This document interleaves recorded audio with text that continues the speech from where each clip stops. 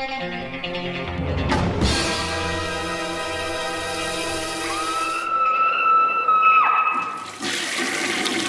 guys, what's up? It is week 151, and I want to start this out with kind of a contest. Put some spotlight on one of my favorite indie movies that it's getting a wide release this year. So yeah, that is Slaughterhouse Slumber Party by Dustin Wade Mills. He's a good friend of mine, and I have 5 copies to give away here. I'm going to give 3 away to my Patreons right now, and then within a couple weeks, I'm going to give 2 more away. The way you enter is basically all you have to do is send an email to davidparker1986 at live.com, and in the headline put contest, and then send me your name and address and everything and tell me you want to be entered in the contest. Within a couple weeks, I will draw and see, and then I'll ship you guys the Blu-ray.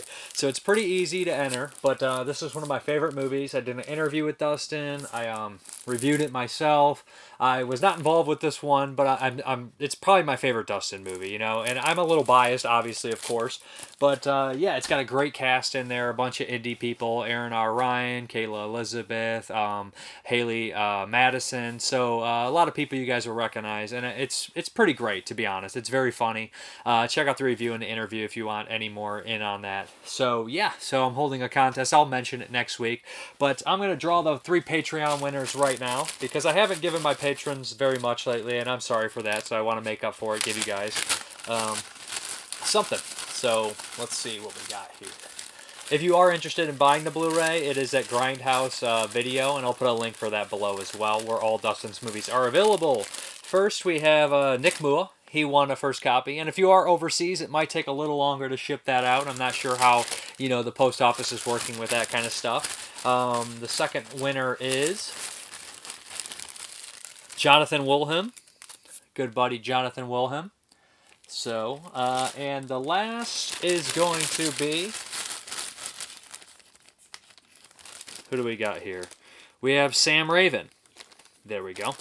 So awesome. And I want to take this time to also mention that I think I forgot to give Sam a shout out in the Patreon shout outs. I think she donated and I didn't notice, so I want to apologize. My bad. Let me put these back in here. And I guess we're going to hop into the first review. And this is kind of in honor of a director who passed away in Stuart Gordon, R.I.P. I talk a little bit about that in the Re-Animator review this week, so I'll keep it brief. R.I.P. Stuart Gordon. And this is King, the King of Ants, or King of Ants. I always want to put a "the" in front of that. And this is one I actually hadn't seen. So I figured what a better way to, you know, honor Stuart Gordon and watch one of his movies I hadn't seen. This stars an actor called Chris McKenna, who looked very familiar, and I see that he popped up in a couple movies here and there, but really hadn't had a broad career. But it was made in 2003. It also has people that you recognize: George Wendt, Vernon Wells, and Daniel Baldwin. So this is a really bizarre movie. It's more of a crime story, but it's told in a unique kind of weird way and has definitely some Stuart Gordonisms in there. So we have this kind of drifter. He's kind of doesn't have a job. He's in California. He has to ride his bike everywhere. He doesn't really have anybody except one friend. He, while working and painting and everything, he kind of runs into George Wendt, who's this guy they call Duke. And they kind of hit it off a little bit, and Duke says, you know what, I could probably get you a job. So he takes him to his boss, who's Daniel Baldwin, who's this kind of like a seedy construction kind of guy, and he's really kind of an asshole. And it's a really good performance by Daniel Baldwin. Daniel Baldwin basically hires him to follow Ron Livingston, who has some dirt on him, and try to kind of scare him. At one point, Daniel Baldwin offers him a contract to kill him. And basically, from that on out, it's really crazy and gets really weird. The lead character in this, Chris McKenna, gets involved with his target, Ron Livingston's wife, who takes care of homeless people, and the criminals start to go after him. And that's kind of when he's captured at one point, and all these kind of hallucinations partake, because they start to give him head injuries, because they don't want to kill him, they want to make him forget what he knows. And they're feeding him alcohol after head injury. That's just like one of the worst things you can do. And they have him isolated, and he starts to lose his grip on reality. We get these really weird hallucinations. villains that I guess they're very Stuart Gordon, you know, giant creature, a blob thing eating its own feces, and women with, you know, prosthetic dicks on, like huge prosthetic dicks. So there's all that kind of thing going on, and eventually it does turn into kind of a revenge tale. But the lead character in here is, once you put yourself, like, look at the what's happening, everything, you just say, oh my god, what a monster. Too, you know, at points you feel sorry for him and you're rooting for him, but in other ways, you think, oh, I can't believe that they would do that, or have that kind of nerve to do what he does, without spoiling too much. But it's a pretty decent crime thriller, and it's well acted. And in the lead performance, he's a bizarre character and kind of unique, and I kind of enjoyed him, just how they kind of handled him, although I didn't like him. Daniel Baldwin, I think, plays a creep really well, actually, and as time went on, I think that he probably became, I know a lot of people think, though, besides Alec Baldwin, are just kind of like bad actors or anything like that. I do think Daniel Baldwin's had a decent amount of good roles, and he's usually, when he's used right, or you pay, you know, he gets good stuff, he does a good job, I think. Especially he shines in this one. He plays it to a T. He plays a complete dickhead. George Wendt is actually perfect in the movie, and you don't typically get to see him play like a villain or anything like that. You always right when you see him, you think good-natured because of Cheers and everything like that. And in a lot of his other performance, even when he plays kind of more hard-edged, even I guess he would be kind of considered somewhat hard-edged in Bliss, yeah, you still kind of see like some soft edges to him. In this, he is an asshole. His dialogue's great, his performance is really good. Vernon Wells actually plays a unique role too for him. I think that there's some sympathy in him for once. You know, usually he's the kind of big bad or whatever, and stuff like both Fortress movies, or you know, Commando, or, you know, I think is he in Road Warrior, or is he in the original Mad Max? It's been a long time since I watched those movies, but he usually plays like the big bad kind of creepy guy, and there's a couple moments in here. And the way they film murder in here, it's unpleasant. It's filmed unpleasant for sure. I actually watched this streaming, but I do have the DVD, of course, but I didn't get a chance to watch the features or anything like that. But it shows that Stuart Gordon has a little bit of broader, you know, talent than people would suspect. You know, then you would think that it's all just gonna be like Re-Animator type monster stuff, and that's not the truth here. I mean, he does have some interesting characters and interesting kind of pieces for sure. And King of the Ants, I want to keep saying King of the Spiders, and originally, you know, I was thinking it would be something I didn't know much about. I was like, is this going to be like a Willard type story? But it's more so just kind of a line that one of the characters says, "You're an ant. That's what you are right there." And you know, it kind of sticks in his head with all the head injuries and everything that happens in the movie. So, and yeah, the special effects are pretty good at the same time too. So yeah, some gnarly stuff in there. King of Ants. From director Stuart Gordon, the master of the macabre.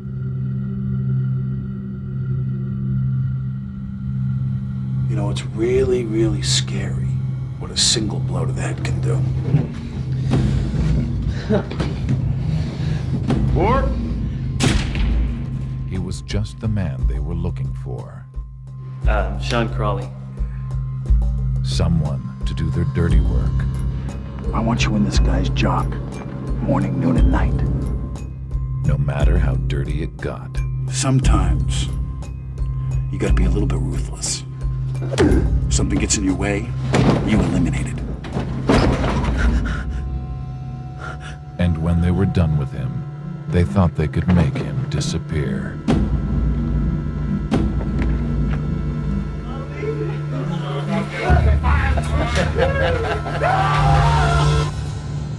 But there's something they didn't know about Sean Crawley. Who are you? No! No! I am the ants, you fuckers! Do you hear me? And you're all dead.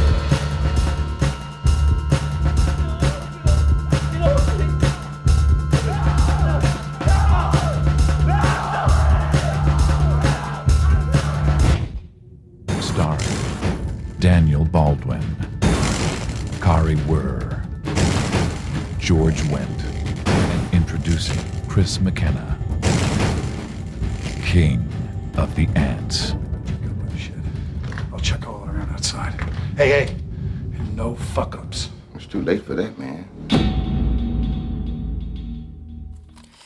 Okay, the next one here is Zombie Rampage 2. And I must admit, I have the first one by Todd Sheets on VHS. It might be actually sitting right here, so I'm just going to pull it out. Watch the whole shelf fall down or something. Yeah, here. Old classic. I've actually never had a chance to watch.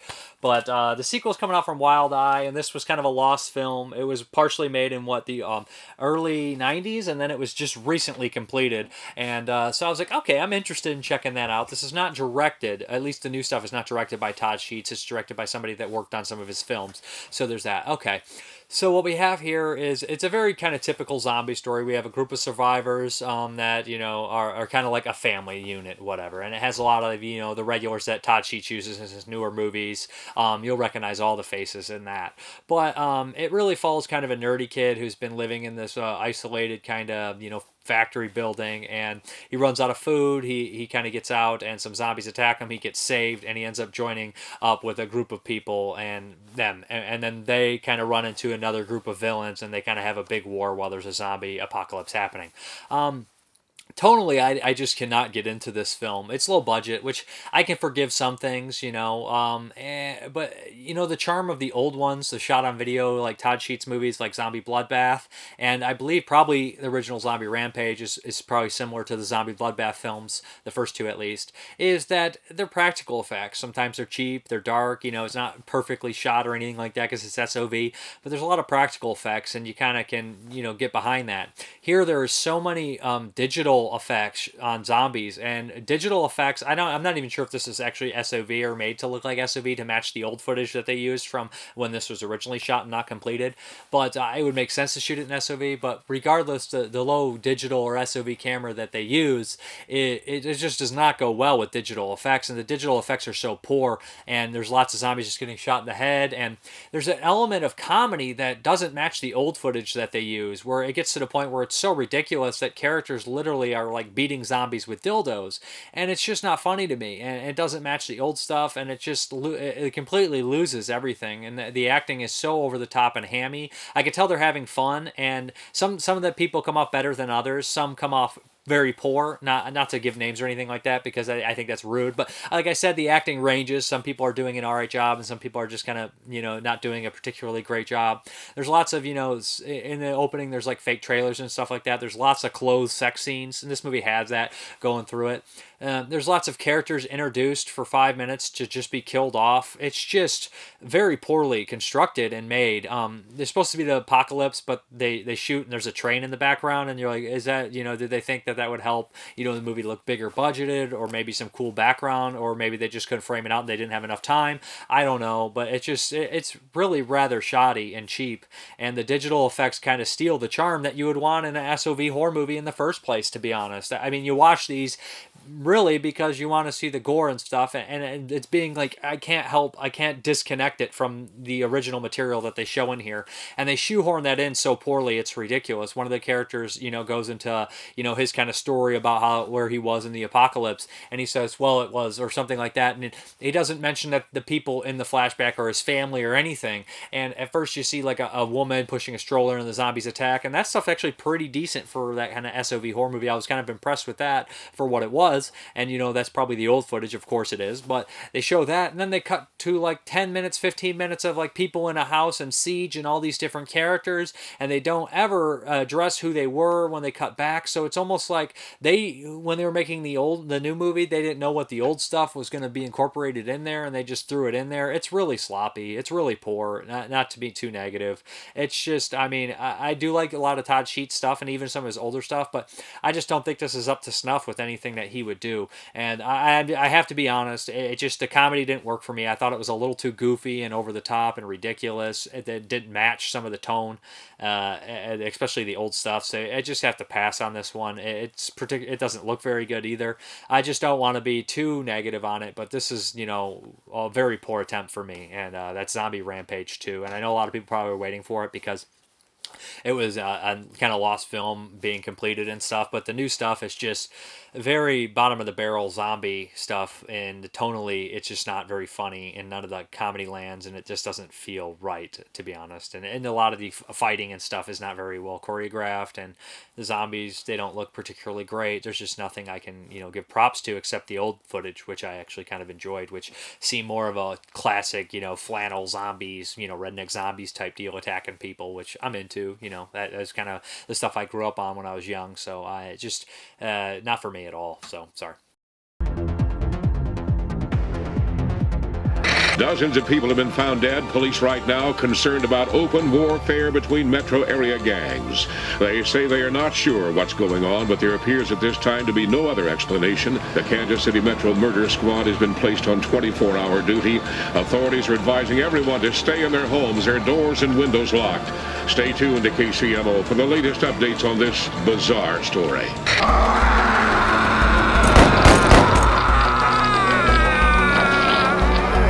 Found that group of survivors.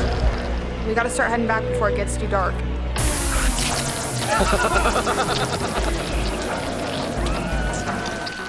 Can you fight? You got skills? I've got loads of skills. Like what? I can fix any computers you guys have. Look like my ass gonna be surfing the web anytime soon. Thanks.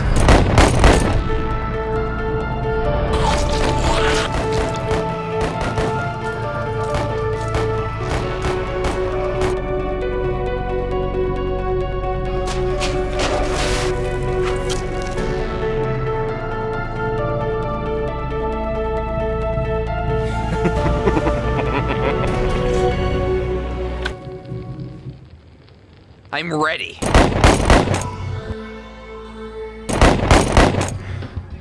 How'd I do? You got your ass kicked, motherfucker. Okay, the next one here is from MVD Rewind. It's a nice collection. They've released tons of stuff, and I think I've covered everyone up to this point. So this one is The Point, with Harry Nielsen. I believe he actually is the director of this. He was involved with the animation and everything like that. And Harry Nielsen, I know, honestly, from Put the Lime in the Coconut song and Drag Them Both Up, but he was like a really prolific songwriter, musician, and everything like that. And I'm just not familiar with his music like I should be, but he's much more important than that song would suggest. He's done a bunch of songs and he's really famous, and he was involved with making a lot of movies, and this is one of them. The Point, 1971 animated movie. It looks in the 70s. I believe it is. It definitely this movie had a big impact on the culture, I guess, for the time. Really? Yeah. It has a Ringo Starr in it? Yeah, well, it's really interesting about the narration of this. Originally, when it broadcasted, it had Dustin Hoffman involved, and then I think it had somebody else doing the narration, and eventually this final version has Ringo Starr doing the narration here. Okay. And it follows the story of a older guy telling his kid a nice bedtime story, and his kid's really not interested.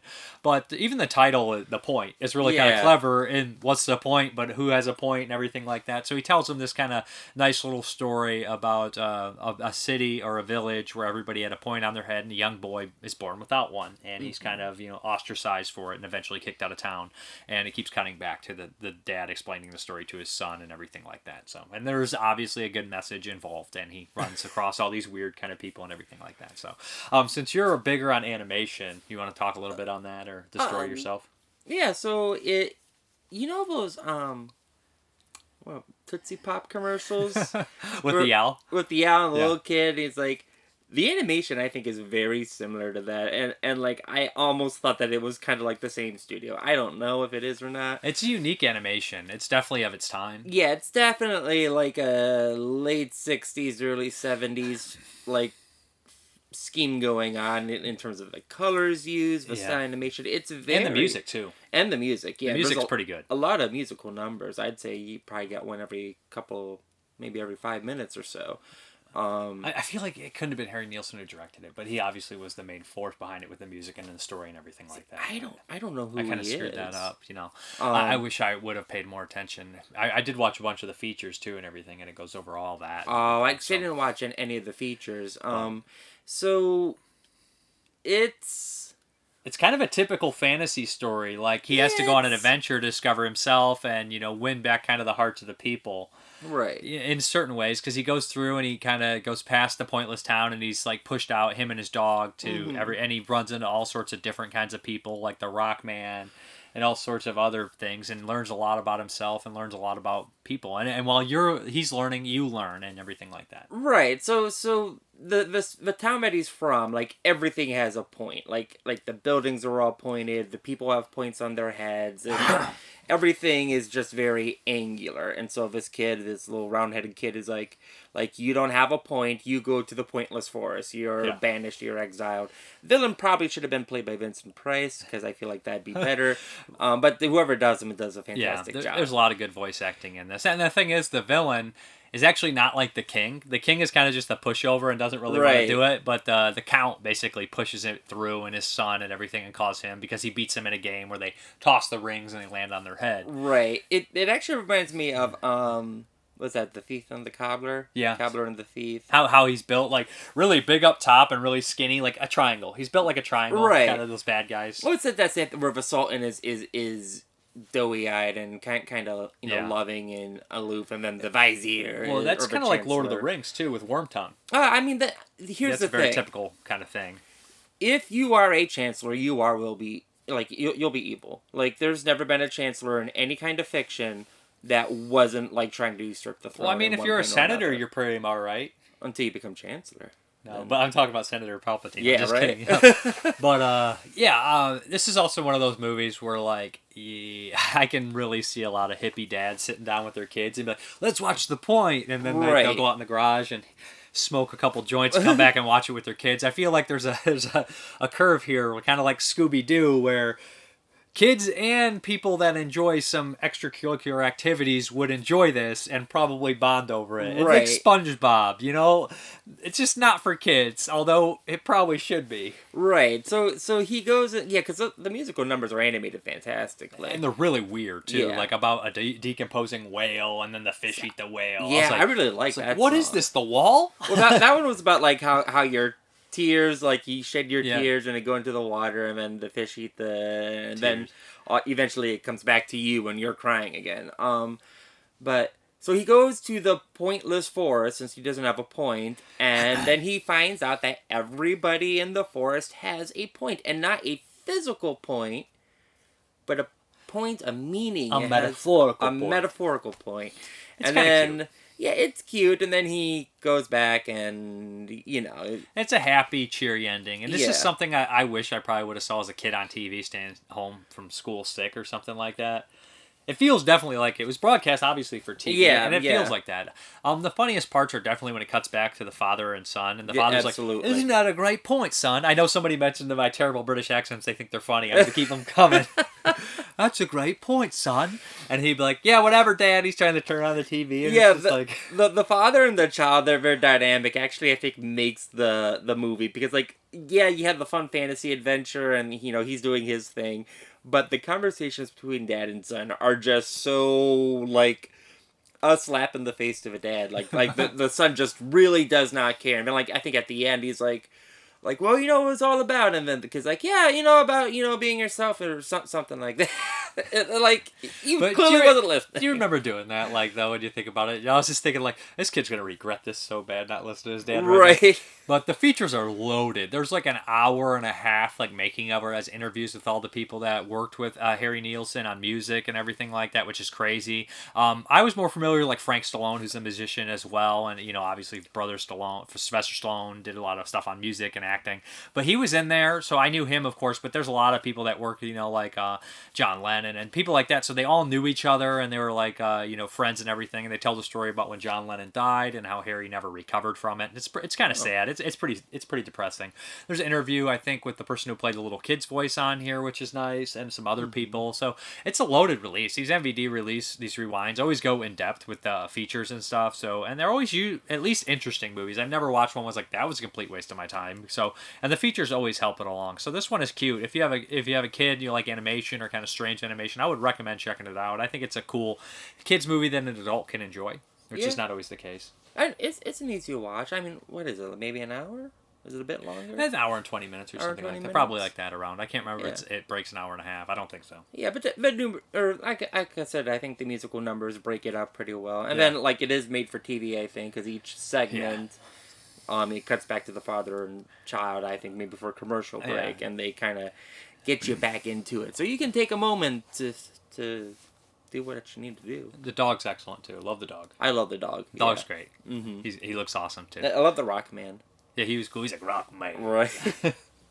I feel like when it originally broadcasted, like, there was probably people that voiced it that were more like musicians and stuff like that. It would have made more sense, you know? See, yeah, maybe. I don't know who voiced it. Like I said, Dustin Hoffman was the original. I would be curious to hear Dustin Hoffman, or I think it was Alan Thicke who did the other one. But regardless, I'd recommend checking this out. I thought it was kind of cute.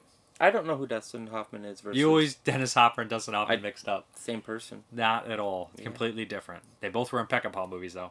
If you told me to kill one, I'd have 50-50 chance. Well, and I think one no, of them's you already dead. One of them's already dead, so... All right, The Point would recommend. All right. Just about the same time Olio got his new cap, he also got...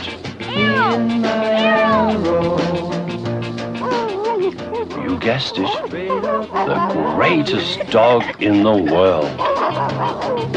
Wherever we go, everyone knows it's me and my arrow. Me and my arrow. Taking the high road. Wherever we go, everyone knows it's me and my arrow. Me and my arrow. Do-do-do-do-do-do-do, straight up and narrow. And then one day after school, a very serious thing happened. Okay, this next one here was a Patreon pick from Jeremy from 22 Shots, and he picked Thoroughbreds, which I believe came out a couple years ago, and it stars who's the Anna Taylor-Joy who is in The Witch. So, first and foremost, I want to say the acting was really solid in this movie. It's definitely a look at kind of the high-class society, and it's also a weird kind of state on sociopaths and whatnot, and people, you know, sometimes sociopaths aren't the worst people, which is really weird to say. But, okay, so we have these two childhood friends, and they've grown distant, and one of the girls comes from a really rich family. Her mother and her stepfather, you know, they live in a mansion, and she doesn't like her stepfather. She's very spoiled, but very proper, and seems to have her head on straight at first. And then we have this other girl who is obviously, you know, psychologically troubled. You think there's a lot going on with her mentally and poor mental health. In the very opening, she kills her horse, you know, Thoroughbred, kind of also reflects to them, I guess. But she kills her horse, so they open up like that. And basically everybody thinks she's gross and weird and just disgusting. But the one girl is paid, the rich girl's paid to kind of be around her and start to tutor her, basically just as a play date kind of deal. But she pretty much figures it out soon and kind of guilts her and tells her bluntly. And her sort of bluntness and truth and not caring start to rub off on the rich girl who's proper, and the rich girl's kind of attitude starts to rub off on her. So in a way, they both become more like each other, one becoming more human and caring, I guess, in a certain way, and maybe not, and the other one becoming more, you know, less caring. But at the same time, you really don't know which one was worse before, and that's where the interesting stuff starts to happen. They both start to, you know, plan these weird things, involving someone they dislike. I don't want to spoil it too much. You know, I guess there'd be slight comparisons to like Heavenly Creatures by Peter Jackson, but that's a completely different thing. It's more of a love story, and here there's just like some distance. It's kind of a cold movie in a lot of ways, I think. Well, a lot of the characters seem cold and distant and things like that. Now, the house is actually gorgeous where they shot it. It's a wonderful house. It's a well shot movie too. I remember there being a couple long tracking shots in through the house and through the hallways, which I thought were pretty impressive. Like I said, it's well acted. acted. There's good comedy dialogue too. Some of the dialogue is very funny. The way they talk to the stepdad when he comes in and just kind of make him look like an idiot and just annoy the hell out of him, and the way that they interact with each other is also great. Where she says, "You haven't been showering." She's like, "I thought I was getting away with it," and the other goes like, "You're not." Just that kind of stuff is really funny, and I think there is a statement being made at the end of this movie, and I think it's kind of crazy and different, and I do think that it is interesting, to be honest. So Thoroughbreds, I do think it's worth checking out for sure. It is an interesting kind of thriller, dark comedy, I guess you'd put it at, but it's just also really kind of a bizarre movie at the same time. Really enjoyed it. I wish I had more to say. I wish I had, things to bounce off of and stuff like that, but, I guess it also is a story about, people aren't exactly as they seem on the outside, and again, it's a story making a statement on, high class people again. We have a business proposition for you.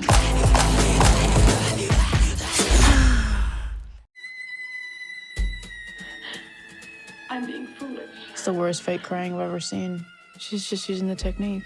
The what? The technique. Holy Amanda, this is my stepdad, Mark. How long are you here, Amanda? My mom's gonna pick me up around midnight. Midnight's late for us. I'll call your mom. She can come pick you up now. She's busy. Doing what? Chemotherapy.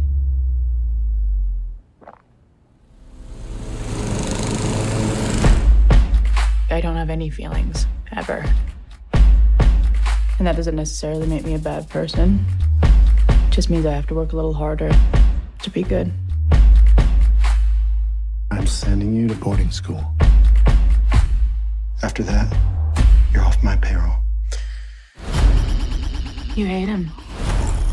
You despise him. Honey, you can't go in looking like that. I'm fine. Let me just... I'm not gonna have to stand here all day like a robot repeating myself. I'm fine, I'm fine, I'm fine, I'm fine.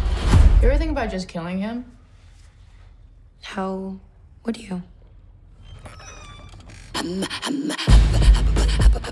What the hell is he even doing here? I am providing you all with early drug experiences that you will forever cherish. Who the hell are you? We have a business proposition for you. You got a gun? Yes, I have a gun. You don't know where I come from. Westchester. Amanda. You have no idea. I didn't think you'd bring it here. You want to hold it? No, thanks. Anyway, you cannot hesitate. The only thing worse than being incompetent, or being unkind, or being evil, is being indecisive. Okay. Shall we?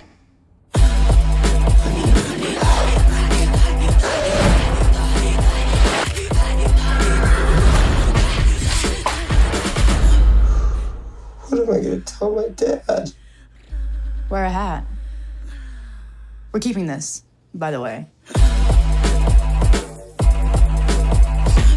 Okay, we have another Patreon pick here from Nick Mua, and this is Midnight Kiss. This is the Into the Dark Hulu one, and this was for January. This is the New Year's Eve one. And I think he wanted me to tackle this one because he had asked a question previously about, homosexual or gay slasher movies, and we really couldn't think of too many. Hellbent, which I have actually not seen. I've had it for years, but never watched it.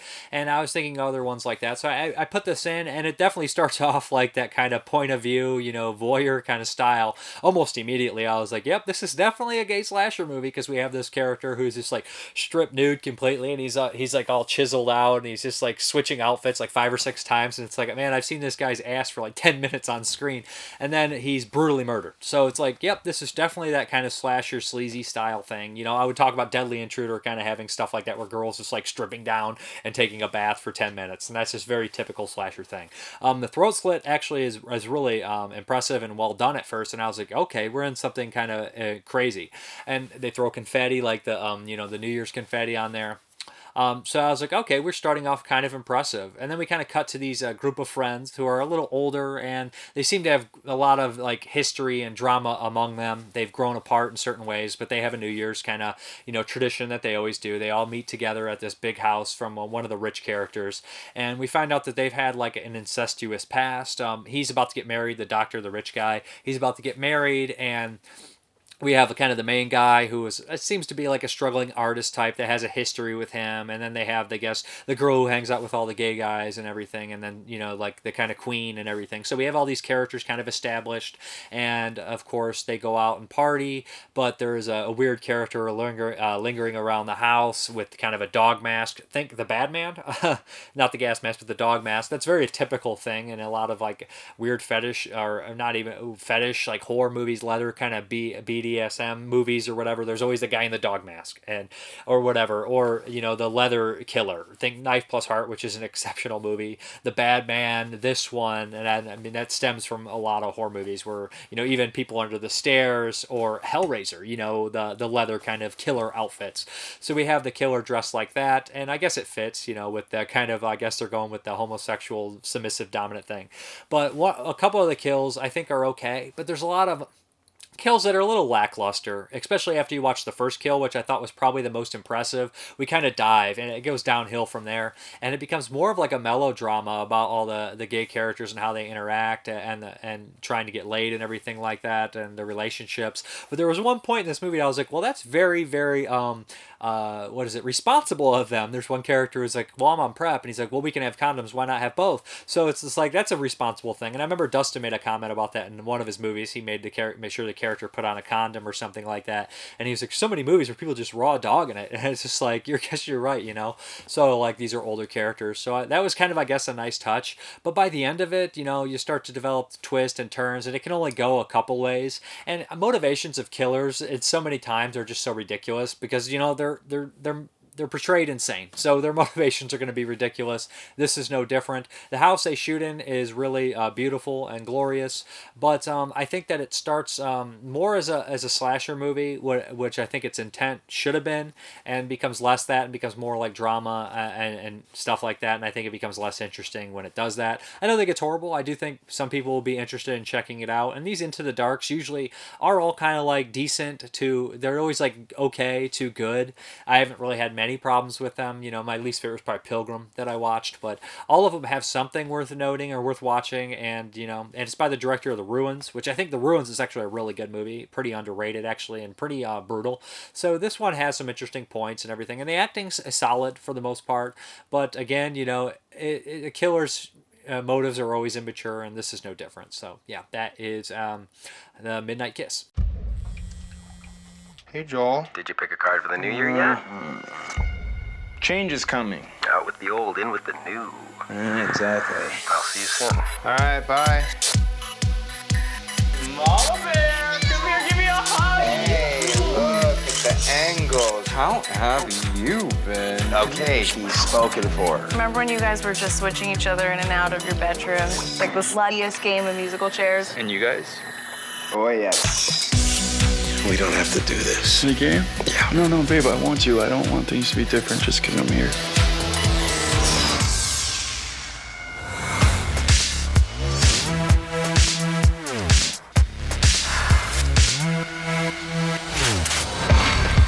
Oh, Jesus. Who is this stranger? You were my first midnight kiss. And now I would be your last. All right, guys, we're gonna dive into 1985, and we got a bunch for you this week. Biggest piece of meat in the game. Let me ask you a question, kid. Did you see that movie, Night of the Living Dead? Fresh bodies, fresh bodies. What you love is a feeling when you're stopping our life.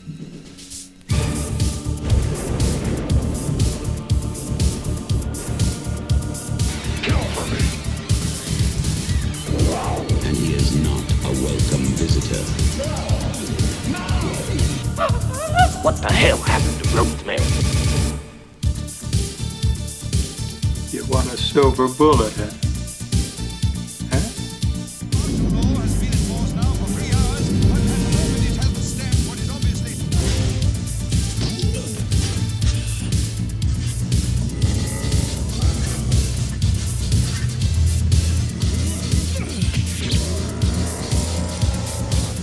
Is reborn in the all-new Godzilla 1985.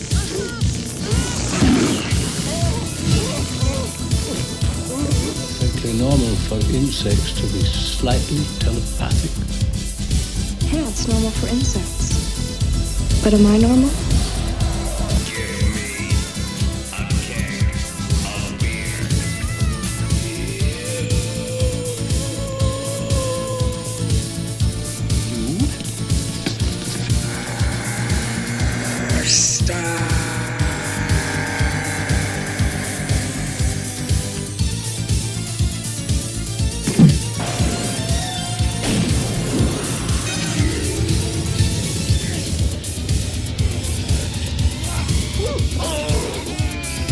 Sandy.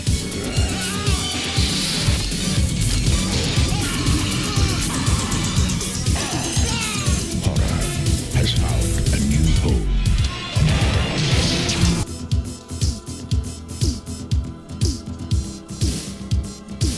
There is no mercy.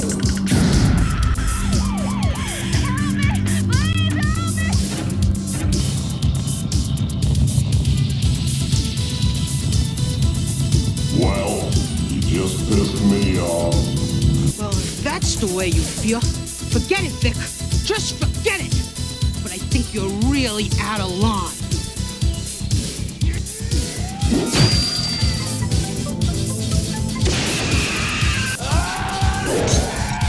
Brain! The brain! I hit the fucking brain!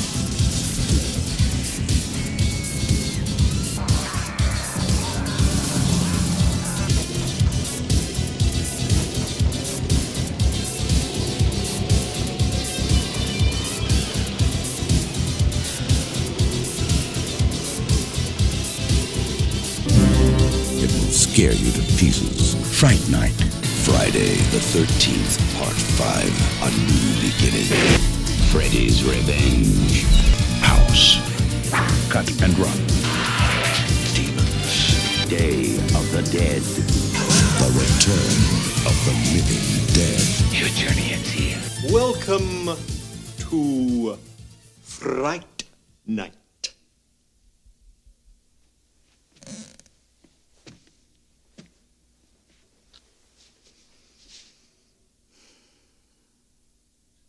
For real. All right, first we're going to start off with who directed this one? Ronald Moore, Future Kill. Yeah. This is by some of the people that worked on the Texas Chainsaw Massacre. So, believe it or not, I had actually watched this one before. And I'm just going to briefly tell the story because it's kind of funny. I used to have friends over a lot of times who would be like, pick a movie, man, pick a movie. And he grabbed this one off the shelf and he's like, this looks cool. You know, he's like kind of a metal guy. So he's like, yeah, look at the thing. And it's like a Geiger design on the cover from Alien. So it's like, that does look badass. So we put it in and it's his pick. So we start watching it and I'm like, this is awful, man. Joe, this sucks. And he's like, it's all right. It's all right. He's trying to defend it because it's his pick. And so I never cared for this movie. I always thought it was really boring and just not very effective in any way. So rewatching it, I was like, all right, it's 85. I might as well rewatch Future Kill. The set designs and stuff, the wardrobe guy or whatever is done by Robert Burns, who was in Confessions of a Serial Killer this year, and obviously he worked on the Texas Chainsaw Massacre and stuff like that. He's really good at his job, and I'm sure he did his best with what he had on this one. It also stars, Ed O'Neill, not Ed O'Neill, Edwin Neal. Sorry, it did not star Al Bundy. Edwin Neal from Texas Chainsaw Massacre plays the hitchhiker, and it stars Marilyn Burns. So we got a couple familiar faces. So this movie is a really weird mixture, and I don't think it really particularly works. It starts off as like a Porky's Revenge of the Nerd story, and I'm like, this is really weird because it takes place in somewhat of a post-apocalyptic or future world where there's a group of, kind of punk mutants. I guess they say they are. I don't know why punks are automatically assumed mutants half the time. Although some of these kind of are mutants. But so there's mutants that want to stand up, and I guess they're fighting for the de-use of radiation and nuclear energy and stuff like that. So they dress up to get attention is what they say. So these college kids are assholes, they're jerks, and they basically are being punished for a prank that they pulled. So they have to go into this shitty part of town dressed as punks and kidnap a punk and bring him back to the house. It's really kind of a ridiculous idea, and I just think it's definitely, very we got to get to the punks in this. We got to mix them. It doesn't make much sense. It's kind of ridiculous. So the group of the frat boys dress up as punks. They go downtown, and they run into, what is his name? Splatter, played by Edwin Neal. Splatter is this guy who's has a claw on his hand, and he's got all these intravenous drugs pumping through his body whenever he's been damaged by radiation. And he's not really the peace kind of loving guy like a lot of these other punks are. He is violent. He is mean. And he's only kept in check by their leader. So the punks, kind of screw around with somebody they shouldn't. Splatter ends up, killing one of the frat guys, and he kills his own leader and tries to blame it on the punks. So what happens is it turns into a warrior story where we have all these frat guys running from all these punk kind of gangs and everything like that. It's definitely a warrior story, which is the Odyssey story. You got to get back home. You got to get through all these different obstacles. So that basically is what happens. They meet some punks. They help them. There's lots of fighting. Some of it's okay. Some of it's not particularly good. Unfortunately, I think that this movie suffers from its picture quality. It was shot at night on film, and it just wasn't lit very well because it was a lot of streets and it was very low budget. So I don't know if the DVD's rendered poorly from Subversive. It's an old DVD, but it just looks like crap. There's lots of things I can't see what the hell is going on. Some of the dialogue seems a little muffled here and there. The characters I don't particularly care about at all.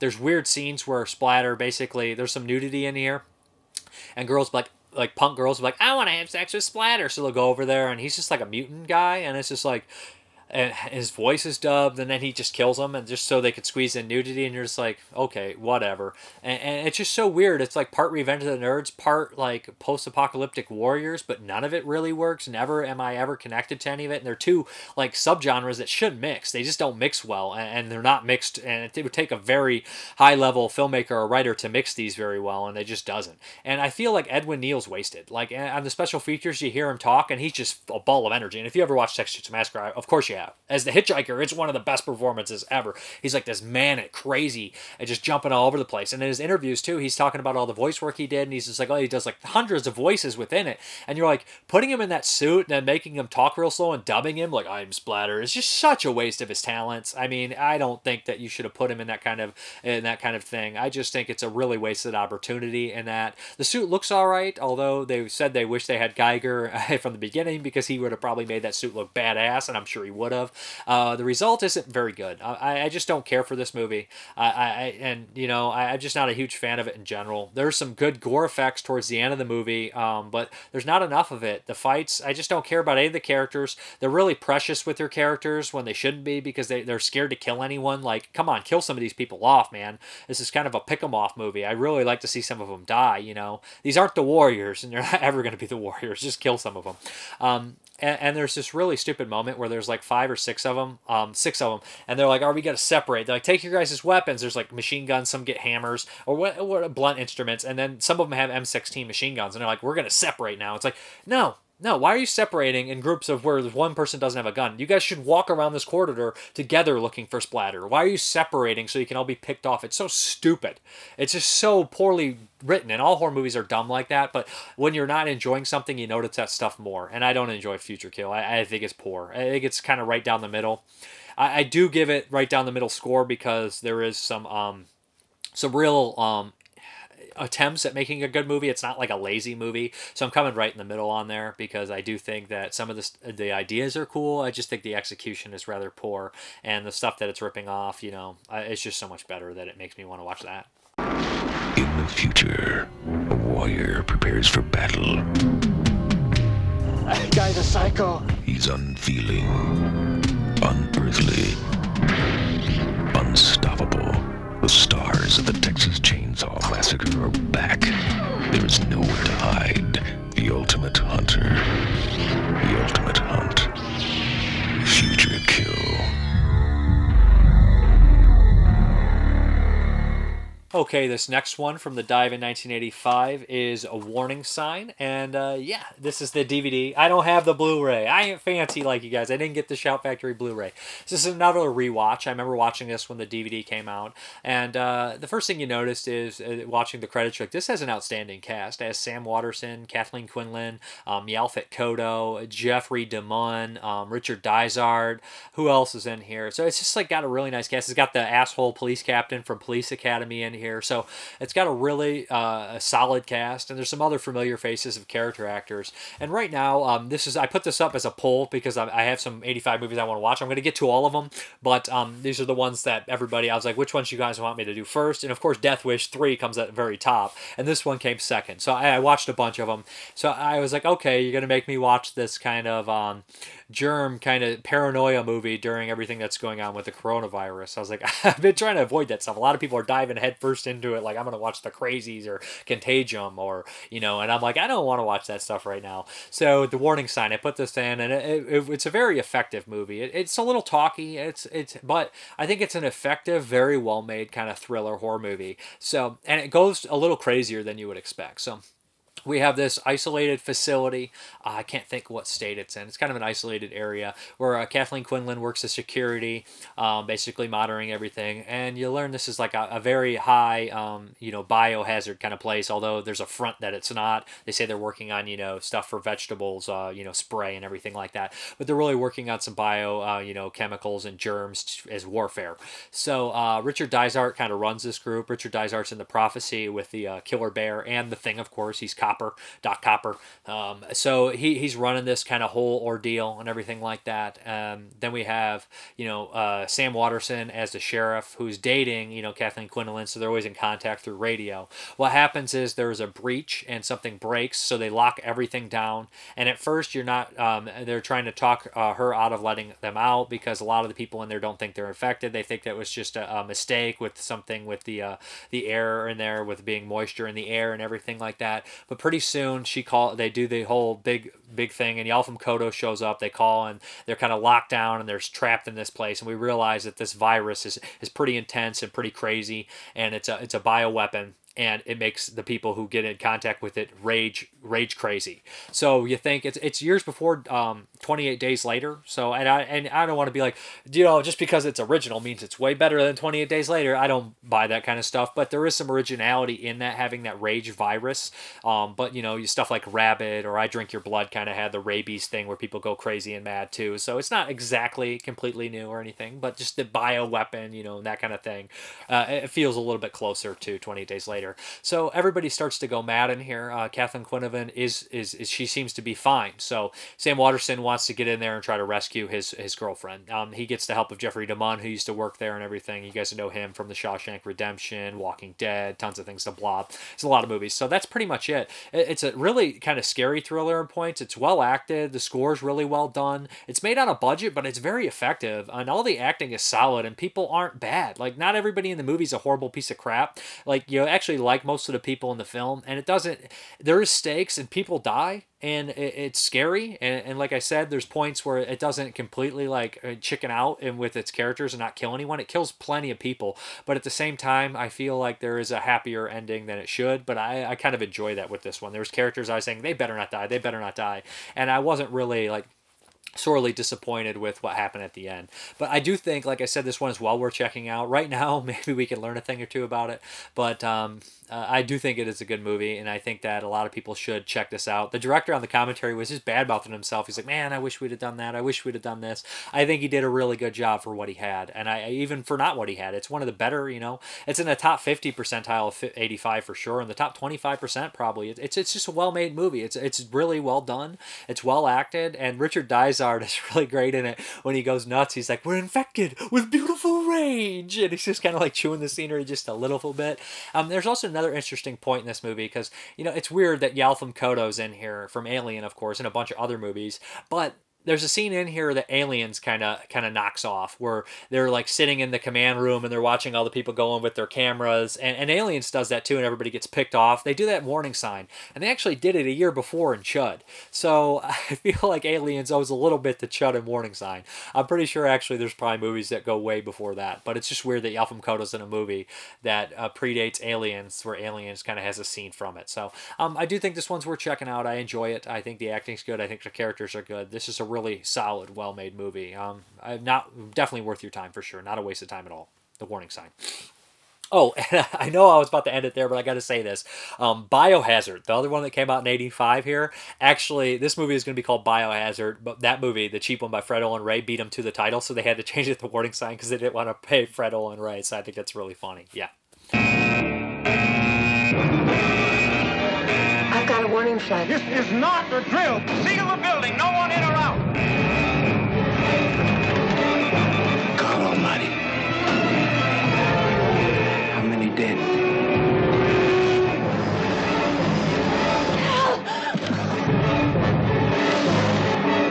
You didn't see a thing, you understand? Who are you trying to protect?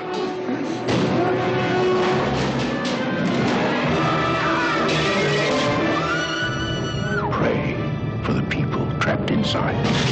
Pray they never get out. Warning sign. Sam Waterston. Kathleen Quinlan. Okay, we have another one here, 1985, SOV movie, right? The 85 was crazy. We got a couple SOV titles here. We have Blood Cult. Yeah.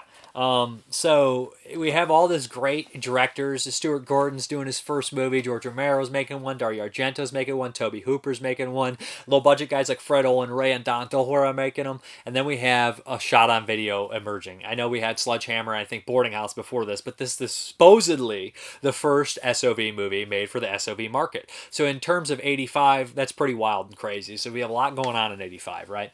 So, okay, Blood Cult. Essentially, this is a remake of Herschel Gordon Lewis's 60s movie, Blood Feast. You guys know I'm not a big fan of Blood Feast, okay? But Blood Feast is actually gorier than this one, and this was made in 85. On my Letterboxd review, I put the most ineffective protagonist of all time for Blood Cult. That's pretty much it. This is also a rewatch. I haven't watched it in years. So I go to watch this one, and it's SOV, but it's a point where they actually were working on it like a real film. So they had like good lighting and everything like that as best as they could with SOV. They tried different camera moves and everything, and they even try to zoom in and go up and things like that. So it's not completely like the cheap backyards SOV filmmaking that you would see later on, where it's like, I can't see anything that's happening in this movie. Like, it's not like violent shit, rent a camera on a weekend. These guys were, filmmakers or, people that wanted to make money, so they took it very seriously. So it's okay. It's not complete crap. And I'm not saying violent shit is complete crap. Well, I kind of am, but still. It's fun crap, some of it, right? At least the sequels are. So, Blood Cult. We have a killer going around, and he's hacking people up with a butcher knife and stealing their body parts.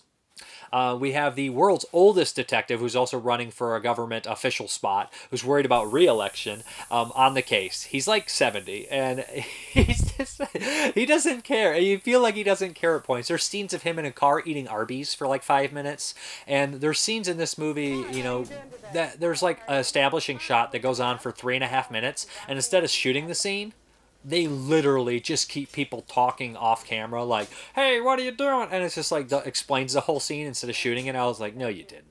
No, you didn't do that. You did. Hopefully I could find it, because I'm just like, no, you didn't. That's ridiculous. What they do is it's like establishing shot of two barns, and they just talk for like 3 minutes, and they explain the whole scene. I'm like, whatever, man. But it's kind of funny. You just want to laugh. There's scenes where like a character, the police detective, goes to a crime scene, and they're having like normal dialogue, like him in the corner, and they're talking, but instead they put like narration over it of the sheriff, like, I should have known something was going on there. And it's like, did you have bad sound here? Did you like want to patch in some exposition, or was there a point in the story where you just added narration? Because they forget it by the end. It only happens like a couple of times, and then they just can abandon the narration completely. But he ends up, half of this movie is police procedural, half is a butcher knife, cutting a leg off or stuff. And when the gore is there, it's decent. There's not that much of it. There's a point where the killer's going to take the head, but the killer chops off the head, beats another girl with the head, sets the head down, sets the coin down, because the killer must leave a coin with a dog on it, and then doesn't pick the head up and leaves. And then they're like, he wanted to take the head, he just didn't have time. It's like, it looked like he had plenty of time to me. It looked like, you just, I don't know what you did. Maybe you shot the scene where they found the head first, and you had to make up some bullshit that he didn't have time to take the head. I don't know. It's very sloppy in a lot of ways, and script wise, and there's just really like weird characters. His daughter starts to help him find the case. She's like working at the library, and that's when a lot of this, and it's funny because the Ripper has a lot of the same kind of stuff discovering. They're looking through this cult book, which basically he gets all his leads from, and just looking at this coin, but it's just very silly, kind of sloppy SOV movie, but it's done in a lot of the ways that it's shot is better than a lot of the SOV movies that I have seen. And I probably like it just as much as Blood Feast, if not a little bit more. And I know people are like, well, it's blasphemy. I know Blood Feast is a classic, but you know how I feel about it. But Blood Cult, I don't know if I could recommend this one or not. I mean, for SOV enthusiasts, it's a must. It's one of the big ones. It's one of the heavy hitters of the SOV world. Everyone's heard of Blood Cult, and everyone's seen it, if you like SOV movies. So I guess you have to kind of check it out. And I think with a group, this one could be a lot of fun, actually, especially with the old detective who just is worried about getting reelected and everything like that. So, yeah. One of the strangest series of crimes in recorded history took place on a small Midwestern college campus. Each victim was a sorority co-ed. Debbie, was that you? Are you still awake? Each time the killer struck, he mutilated his victim. He took one of her body parts and then left a golden amulet near the body. And the only clue, the story of an ancient witch cult of dog worshippers, though to be long dead, known only as the Blood Cult. Brothers and sisters, welcome. Our Lord. Could a witch cult begun in 1700 be active today? Could it be killing co-eds? And why? That is what a small-town sheriff, Ron Wilboyce, must find out. As he delves deeper and deeper into the mystery of the college murders, he discovers that the Blood Cult is after him. But then it is too late, for he is in a trap, and the only escape is death. Tina, wait! Tina, come back! No! Please, it'll be all right.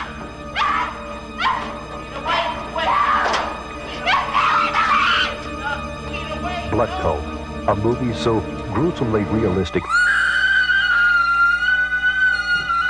so graphically true it was banned from 2 Midwestern campuses.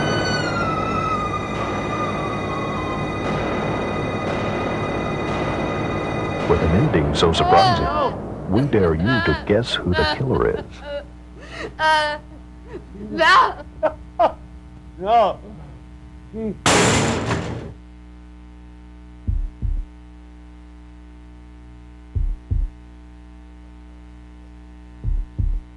Blood Cult, the first movie made especially for the home video market, is a film you won't soon forget.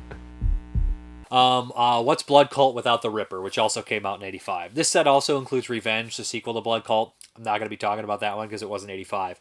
But the Ripper, pretty much the same director, and this runs an hour and 42 minutes. What are you doing to me? Why are you making a shot-on-video movie an hour and 42 minutes? That's like 3 hours in regular time. That's like a 3-hour movie. SOV movie that's an hour and 42 minutes is like a 3-hour regular movie, okay? So what we have here is this teacher who teaches, film, but he's basically teaching about the Jack the Ripper case and how all the movies made into movies after that and film with life and serial killers and everything like that. He has one student who's absolutely obsessed with movies and always being very annoying and everything, and his girlfriend, they're both in the class. The teacher, he's dating one of the other a woman that teaches the dance class. So what happens is one day they're always constantly talking about movies and have a kind of a relationship, him and the student as friends. He goes to this kind of antique shop looking for a headboard, and he finds this weird ring that he's drawn to. Days later, maybe a couple days later or hours later, he's studying Jack the Ripper and notices that the ring is in the book, that supposedly this was, Jack the Ripper trinket. And this kind of goes back to how Blood Cult was, where they find the coin in the book with the dog head on it, and then they study that coin and base everything around the coin. So we constantly have him looking through this book and going back and getting the ring, but every night people are murdered. Women are murdered by Jack the Ripper in the shadows. So you pretty much can kind of see that Jack the Ripper's being, reincarnated through this ring. This movie is kind of infamous for always pasting Tom Savini's name on the top and everything like that. Tom Savini's in the last 5 minutes as Jack the Ripper, and when Jack the Ripper's in the shadows, it is obviously not Tom Savini. Even in SOV, you can tell it's not Tom Savini. But the teacher starts to lose his grip, obviously. He loses hours and things like that. He becomes kind of annoyed at everything, and you know exactly what's going on. Some people are murdered, there's some guts disemboweled, some throat slit. they look really pretty effective, actually, especially for the budget. I think that the gore is decent, except the first throat slit. You can just tell that he's holding his hand and acting like there's a knife, and then like a string pulls away, and I was like, there's no knife in his hand. What's he doing? Magic? Is he like using like an imaginary knife on her throat? Whatever. But just besides that, I give him credit for trying to make the opening actually take place as a period piece. I was like, it's kind of ballsy for an SOV movie with no money. It's kind of ballsy indeed. Whatever. It's way too long. They do a lot. They don't have much finesse in the story, to be honest. Like, there's a point where the teacher is reading the book, and the student comes up and says, "Hey, I got to show you something." And he's like, "I thought I told you to read a book about Jack the Ripper." He's like, "Yeah, they did. The almanac book, which basically keeps stats." And he's like, "Okay, what is it?" And he's like, "Jack the Ripper was left-handed." And then like the teacher 2 seconds later starts to use his left hand or something like that. It's like, you just come on. Why is this in here? This is an hour and 42 minutes. I get it. You could have done some more finesse with that. If you're gonna set up, why pay off right away? It's just like, I get it. I understand what's gonna happen. And it's just the reveal's not very good. The acting, I guess, is not horrible for an SOV movie, although some of it's cheesy and corny. I do feel sorry for the victims. It's kind of weird. And there's this really over the top kind of weird actor that he runs into who's like a fellow teacher, and the guy's like has all these like stuff he's juggling and keeps handing it off to him and talking about psychology of the killer and everything. And he's like, I think he thinks he's Jack. It's just a really odd performance. In fact, the whole movie's really odd. Tom Savini does a good job at the end. I mean, but you could tell he did his best with what they gave him, and I'm sure he's not a fan of the movie, from my understanding. But The Ripper, it's pretty cheap. It's way too long. It's not exactly great, but it does have some gory bits, and some people might enjoy it. It's an 85 movie. It's another SOV 85. So yeah, The Ripper. Tonight, this very night, you are the only thing that stands between me and permanent release from the void that has been my prison for the better part of this last century. Tom Savini is the Ripper. The master of film gore takes you beyond the edge of terror as the Whitechapel murder legend lives on. The Ripper, produced exclusively for home video. Young man, you can't kill me.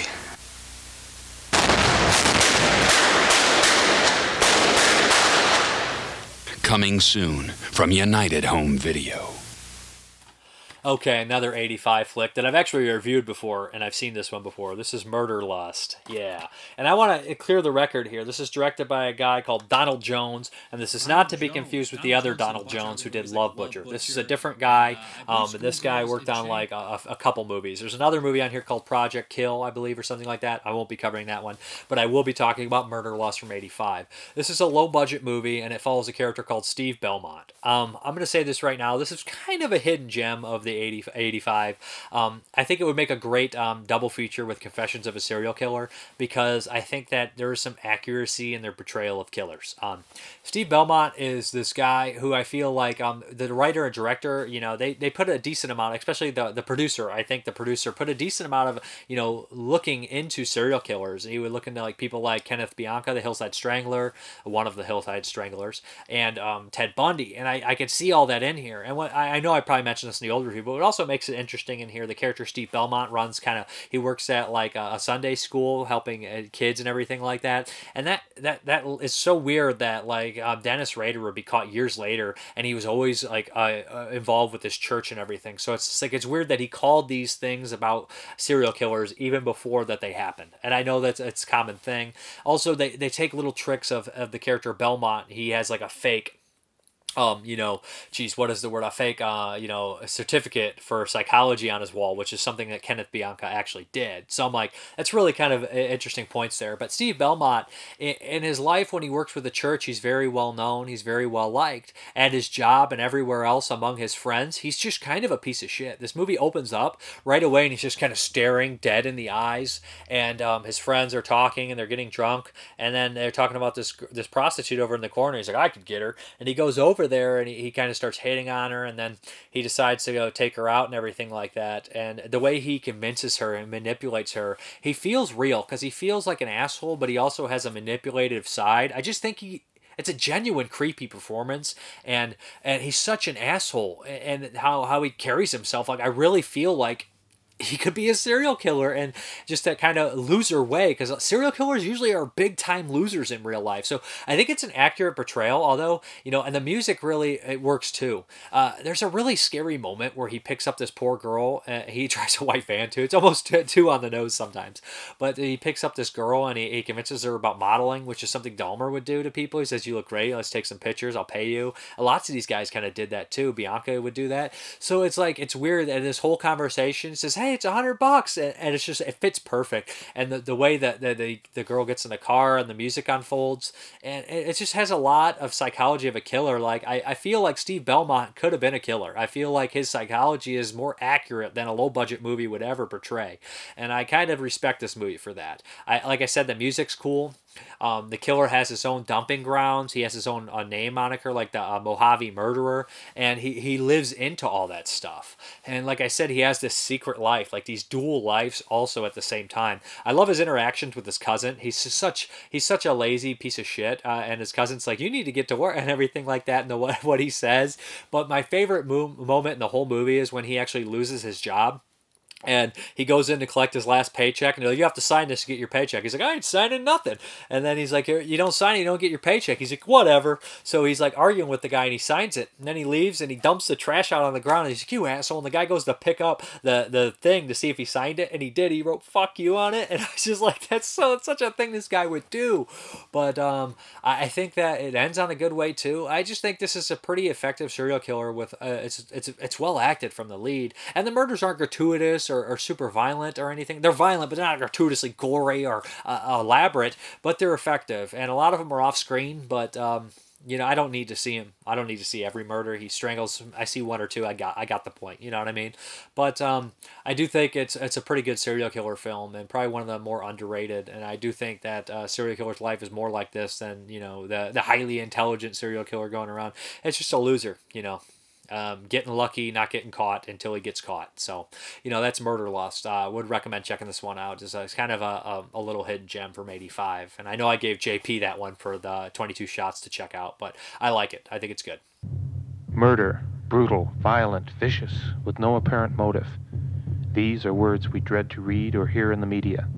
These words describe the handiwork of the most insidious and evil of criminals, the so-called serial killer. This type of killer is hard to catch. Some are never caught. Why? How can they murder with such impunity? Where do they hide? The answer in plain sight. This is Steve Belmont, trusted and upstanding member of his community, respected by his family and friends. He has just one hobby. Honored and loved, decent, kind, with one pastime. Outstanding member of his church, the man any mother would want for her daughter. Loving, caring, the ideal boyfriend, husband, lover. Deeply passionate, tender, gentle. Why don't I ring for the butler? He can bring us some drinks and we can toast Steve Belmont. A man more concerned with self-sacrifice than self-gain.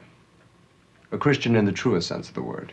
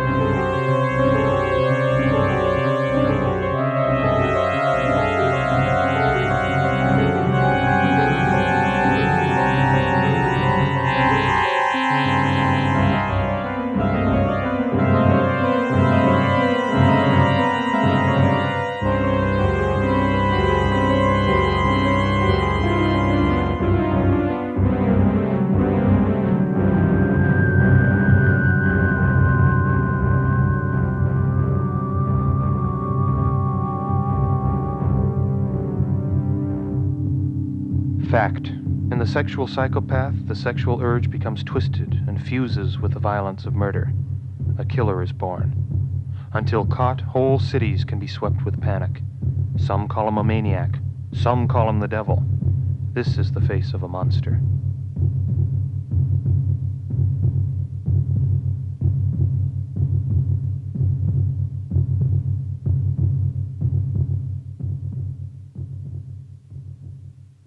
Okay, we got another one from 85 here, and I don't got the fancy blue from 88 films, but this is Massacre in Dinosaur Valley. Yeah! I guess the blue's cut a little bit. Maybe it's the cockfighting scene, which is not that gory or nasty, to be honest. So maybe I'll just buy the Blu-ray. But Massacre in Dinosaur Valley, it's the third cannibal movie I can think of, or jungle adventure cannibal movie I can think of from 85. It's not really a cannibal movie. There is some cannibalism.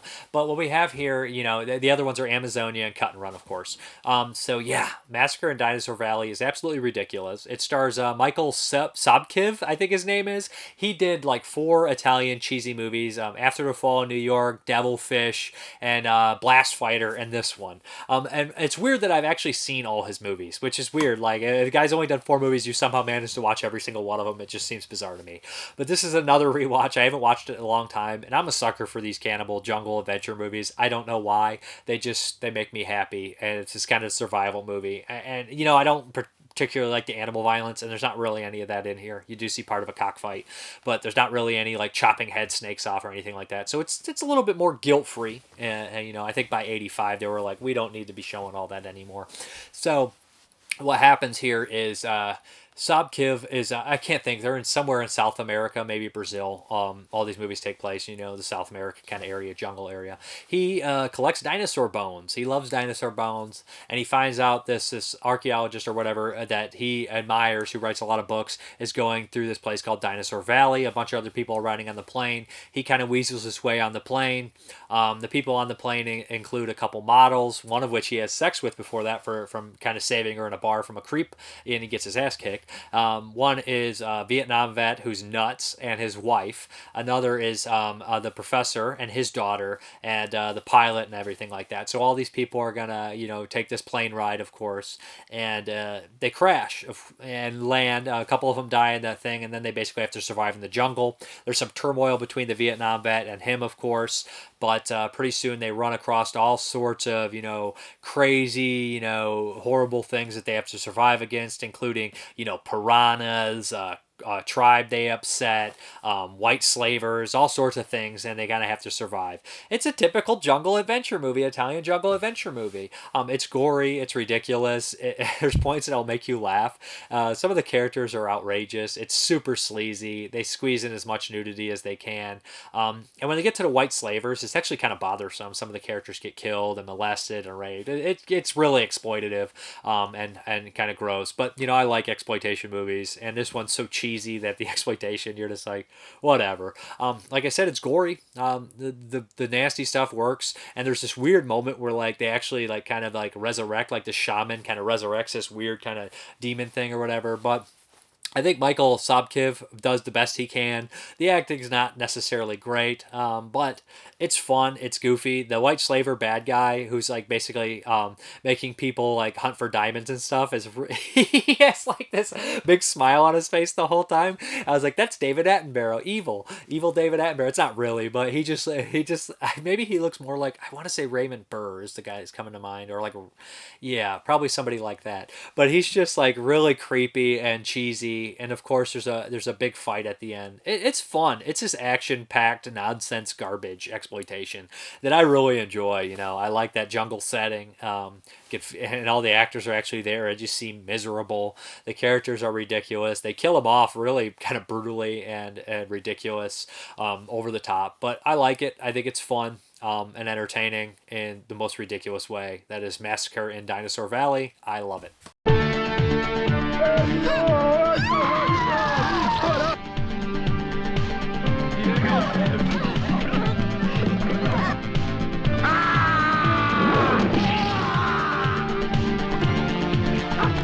What's wrong? Piranha! Oh, God, no! Cow. Now we're going to have every aquara in the territory down on our backs.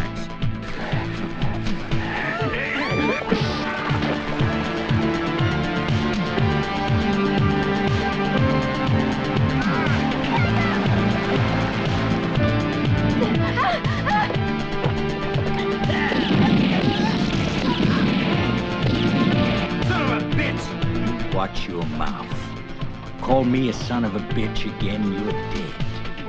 You hear me?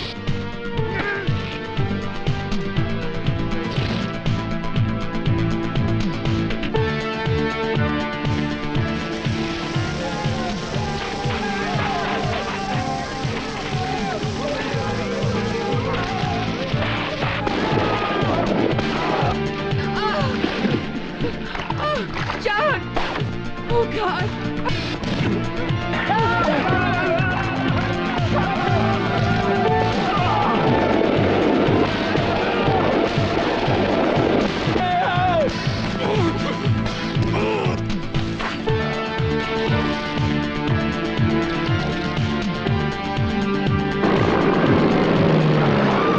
I'm afraid we're going to crash.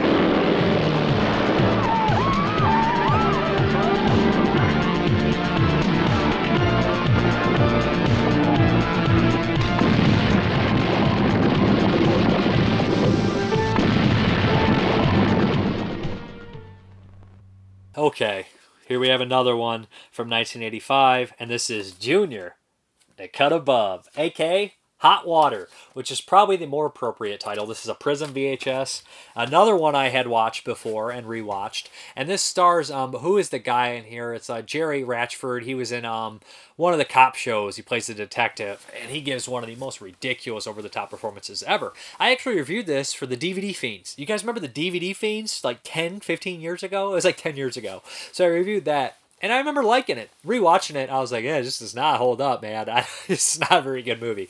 But this is super sleazy exploitation film about two prostitutes that get released from prison. They decide to stop at this small town and kind of buy this rundown bar that was on the docks and reopen it and try to start a business and everything like that. They meet some people, some guys that they kind of start dating and everything like that. But the local hillbillies and everybody won't leave them alone. And the main perpetrator is this guy called Junior. And it's played by Jerry Ratchford. He is kind of, I guess he is mentally handicapped. I don't know what his problem is, but he's completely ridiculous. And at times they treat him like a funny kind of comical character, and then other times he's a major creepy threat, a rapist and everything. So it's like, this is totally really weird and kind of out there and everything like that, and really mean-spirited for how goofy it is. It's very mean-spirited for how goofy it is. The sheriff, I believe, he actually appears in that movie Honeymoon from '85. He's one of the guys in the diner. I recognize him. I think it's him. The sheriff is a big asshole, too. So basically what happens is they will not leave this group of people alone.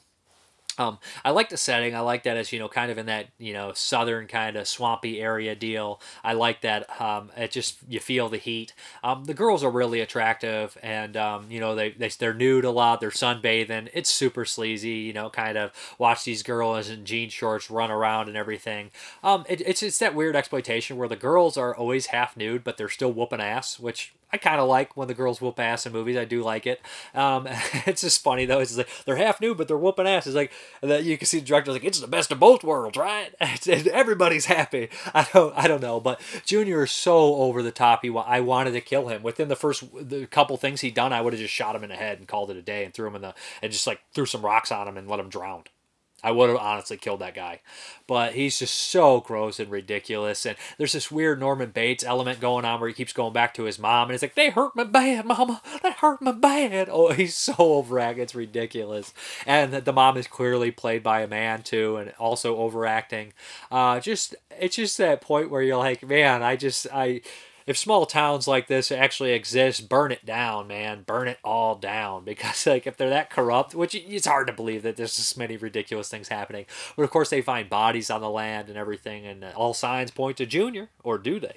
So, of course, a lot of people die, and a lot of things die that you don't want to die, and it's kind of sad and really mean-spirited, like I said again. But, there's some things I like about it in certain ways. I don't know. I'm really kind of in the middle on this one. I think I used to like it a little bit more. I think it's a little bit more subpar than I remembered. And the music's ridiculous, too, how it opens up. It's just weird. It's just totally weird. I think the movie title Hot Water would have been more appropriate with Junior on the cover with the chainsaw. There is a chainsaw scene. It just feels like it's more trying to be like the exploitation, violent, like more horror movie oriented exploitation, and less just exploitation, if that makes any sense. But it's definitely exploitation. Not as good as something like Hunter's Blood, of course, or Deliverance. That stuff's great, but it might be worth checking out if it sounds like it's something up your alley. I'm glad I rewatched it. I probably won't be rewatching it anytime soon in the next foreseeable 3 decades, but that's Junior, A Cut Above, or Hot Water.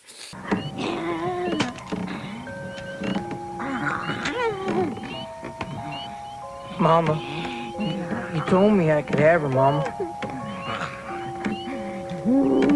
Can I have her again, Mama? Can I? Those bitches just keep getting away, Mama. I got an idea, Mama. A real goodie. I'm going to follow up an exploitation movie with another exploitation movie, and that is Naked Vengeance. Yeah. It's weird. I actually had seen this one too before. I had a VHS. I think it was the R-rated cut, but it was only 50 cents, and I bought it. And I remember having fond memories of it. And when Scream Factory said they were going to release it, this also comes with Vendetta, which I have not watched. I was very excited to rewatch Naked Vengeance. The title alone cracks me up. I'm just like, Naked Vengeance? It just brings a smile to my face. It's exploitation heaven, the title. This movie has a theme music in it that's just like, I can't think of it. I'll play it. But it goes over the entire movie, and it does not stop. It's everywhere. It's the theme music to the movie. But it's one of these deals where like a poor girl is like assaulted so many times. It's just such bad luck that you're like, oh, I want her to do this before she starts doing it. But oh geez, what's the director? Santiago is the director. He did a bunch of, post-apocalyptic movies for Roger Corman. So yeah, he's done a bunch of stuff, a bunch of action movies. So what happens is we have this this couple who seems to be madly in love with each other. A great home life and everything like that. Reminds me of New Kids, how you have this like great home life kind of destroyed right off the bat. Another 85 movie. So we have this one here, Naked Vengeance, another great home life, kind of just destroyed right off the bat. This guy, girl and husband, they're going out to eat on their anniversary. They see an attempted rape, so they try to stop it. The husband's killed. The creep gets away with it. The cops don't do nothing. They do nothing. So then she's like, I hate you, I blah, blah, blah. She's unhappy. So she goes back to her hometown to be with her parents, who are also loaded. She was an actress, by the way. A big city actress. So she goes another crappy small town. We catching a pattern here. So she goes to this small town, and like almost all the guys are drooling over. We got a guy from high school, the bartender, even the sheriff's an asshole, really. And then we got the butcher, all these people, a young perverted kid, a truck driver. All of them are basically a mechanic or a guy who runs the gas station. But they all drooling over her. They're all ridiculous, and she kind of, sets them straight, pushes them away, needs a couple guys in the nuts, She's not going to put up with her shit. And then one night, they all get liquored up and drunk when the parents are supposed to be out of town. They go in, and they rape her. There's a bunch of crazy things that happen. Some people end up killed. She ends up in a mental hospital, but she's going to get her vengeance. Her naked vengeance. All right? So she starts to pick them off one by one, and the whole town gets upset and gets riled against her, but she's going to get her vengeance no matter what. Her naked vengeance. So she starts to pick them off. That's pretty much the plot. She picks them off in a really fun ways. And I kind of enjoy how she kills all of them. She kills a lot of them pertaining to their jobs, which is very funny because these characters are pretty much all creeps, and their only personality is their jobs. It's like, I'm the gas station guy, so I'm in the gas station overalls, and I'm just, because they're all creeps, they're all weird. There's a really funny moment. This is basically I Spit on Your Grave remake, really, because there's this funny moment because after the events happen, they're like sitting in the gym, like, and it looks like only one of them may work out. The rest of the guys look very normal, and like there's this one guy who's just like this character actor with really skinny arms and this big old beer gut on the bike. It's like, that guy does not work out or exercise, because these guys, all they're doing is guzzling beer the whole movie. But it's very funny as they're all in this workout area instead of the bowling alley, I think, or the restaurant where I Spit on Your Grave was, and they're like talking about what they should do next, and it's just like, this is so I Spit on Your Grave. And they, of course, there's also this really weird thing that rape revenge movies do that is so stupid, and I Spit on Your Grave started it. They're like the main culprit for it. Maybe not, but it's the one I can remember, the big one that I can remember. Last House on the Left might be kind of guilty of it too. But there's this moment where this character shows up to the insane asylum, and he's on a boat, and she kind of wanders out naked. And this is after they raped her, after they killed people that she loves, and she's supposed to be psychotic, and somebody they know has been killed. So she strips down, and the guy's like, you know what? I was gonna come kill you, but looks like she wants some. So he strips down too. It's like, in what world, in what crazy world do you rape somebody, kill somebody they love, and then come to kill them and they strip nude and you're like, well, I guess she wants some. And it happens in I Spit on Your Grave too a couple times. And you're just like, why does this keep happening? Of course, you know, it's just such a dumb plot point. I don't know whoever started writing that thing. Yes, I get it, men are dumb. But can they be that dumb? We'll have to find out. I don't, but it's just so stupid. It's so stupid. But there's some good action. I like how she kills him. This is pretty fun. This is a fun movie. And the revenge is sweet. The revenge is fun. And the cop finally comes around and I like it. And it ends on a... I like the movie. I think it's enjoyable. I think somewhat cathartic. Always ridiculous. And the music. Gotta love the music. Naked Vengeance. Yeah. Carla Harris had everything the American dream could offer. Until... Don't you want to know how this thing works? Please. Now that dream has turned into a nightmare.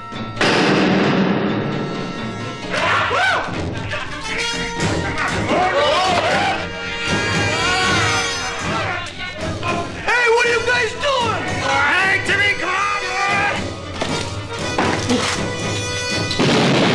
By day, she's blinded by hate. By night, a ruthless avenger. Surprise. No, God! Oh, Ray must have ticked off one guy too many. Hello, Sparky.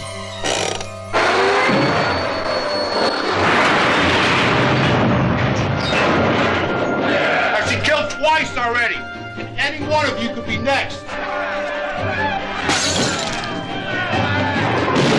They killed her family and destroyed her world. Now, nothing can stop her.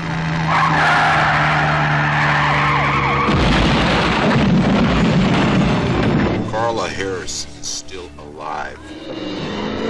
One by one, she hunts them down. One by one, she makes them pay. They gave her hate. God! No! No! She gave them hell. You! Don't you want to know how this thing works? Naked Vengeance. Alright. I know I was covering mostly horror movies, but I did take a dive into 85's exploitation movies. And how can I talk about 85 exploitation movies without talking about the one and only Charles Bronson and Death Wish 3? Yeah. I love this movie. It's directed by Michael Winner. It stars Charlie Bronson, Ed Lauder, Martin Balsam's in here, Alex Winter, Rico, Rico something, I can't remember his name. He plays Frost in Aliens. So there's a lot of familiar faces in this movie. Barbie Wilde is in here from Hellraiser 2. This movie is ridiculous. This is one of the most ridiculous movies ever made. Jimmy Page does the music, from Led Zeppelin, and it's awesome. It's perfect. It's like, bow, down. Just seeing Charles Bronson walk down the streets, hearing that music, stalking. It's really great. So the plot of this is, the first one took place in New York, right? So Charles Bronson in part 2 went to LA, which is a really great movie too. And now he's back to New York to meet one of his old friends. But his old friend, had been beaten and killed by this group of thugs. And all the thugs are over the top and have this weird marking. And they've kind of taken over this small, little area that used to be a nice place to live. And there's all these old people trapped in the area. So Charles Bronson comes in and he's going to clean it up.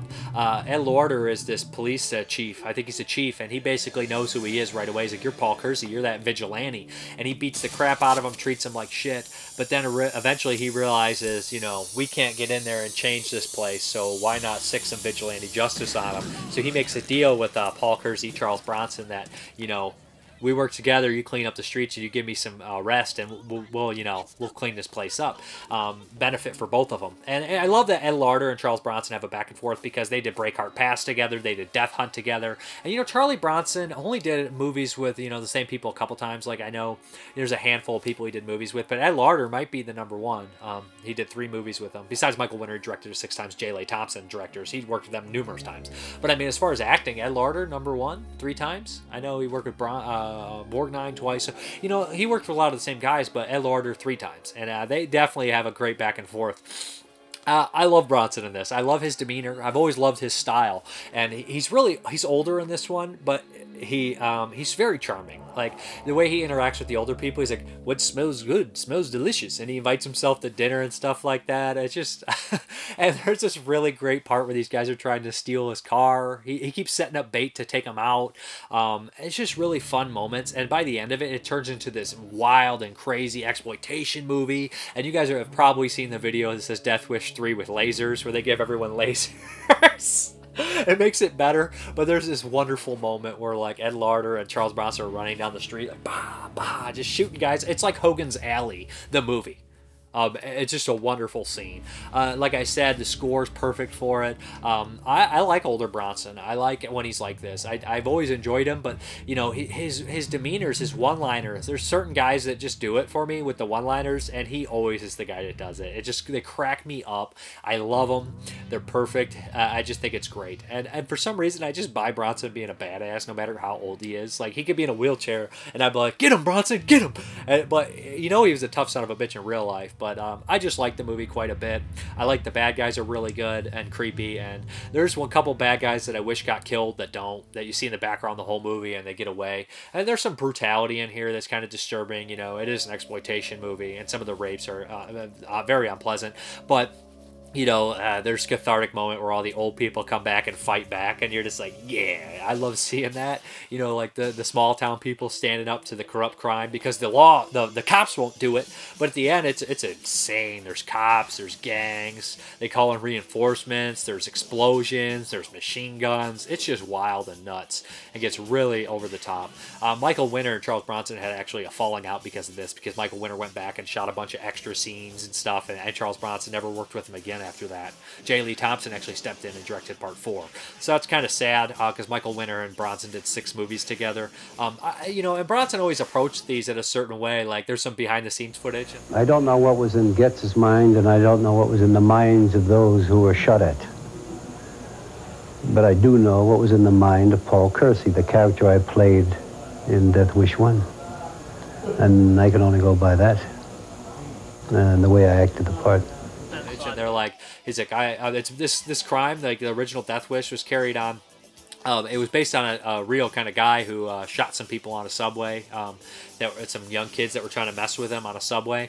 And Bronson is like, he's like, I can't tell you what they were thinking. I can't tell you what Gans was thinking, but I can tell you what Paul Kersey was thinking in the first movie, and I'm going to base it on that.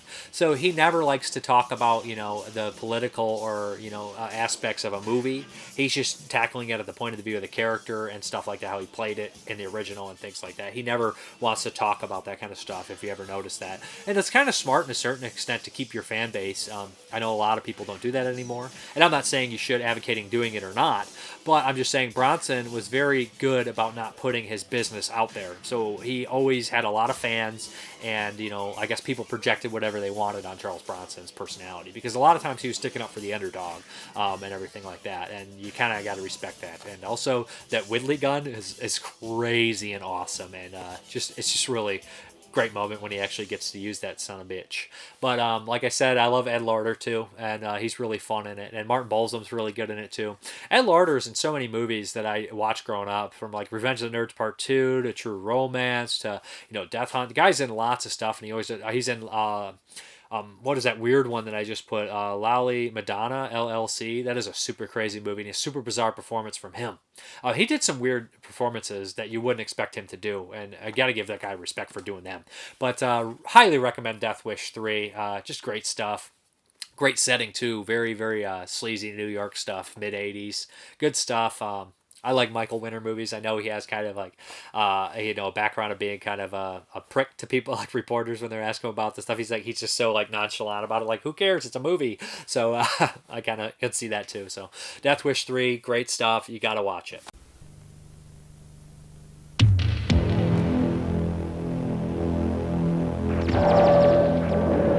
New York, a city pushed to the edge. This isn't a neighborhood. It's a war. But there is one way. One man who won't be pushed. Charles Bronson. What's the problem? Now he's in the middle of a war. Charles Bronson. Death Wish 3. All right. what's 1985, or the dive into 1985 if we don't cover the legendary Stuart Gordon's Re-Animator. Okay, first and foremost, I want to say R.I.P. Stuart Gordon. He was one of probably the most underrated masters of horror. Unfortunately, he died last week, and it's pretty sad. He was only 72. I know that it's kind of old, but it's not really that old nowadays. He had a heart attack. It's really sad to see, you know, because I thought he was one of the most creative minds in horror. Even he always made good stuff on a budget, and this is his first film, Re-Animator. And to make a first movie like this right out of the gates on a low budget, based off Lovecraft, and be so unique, and his voice on Lovecraft, pretty much. I don't want to compare it to like Corman's on Poe or something like that, or you know, but I really do feel like without Gordon, then Lovecraft does not nearly get the recognition he deserves. And I know he got a lot of recognition, but I think that with Gordon's movies, I think a lot of people modern days paid attention to it because of that.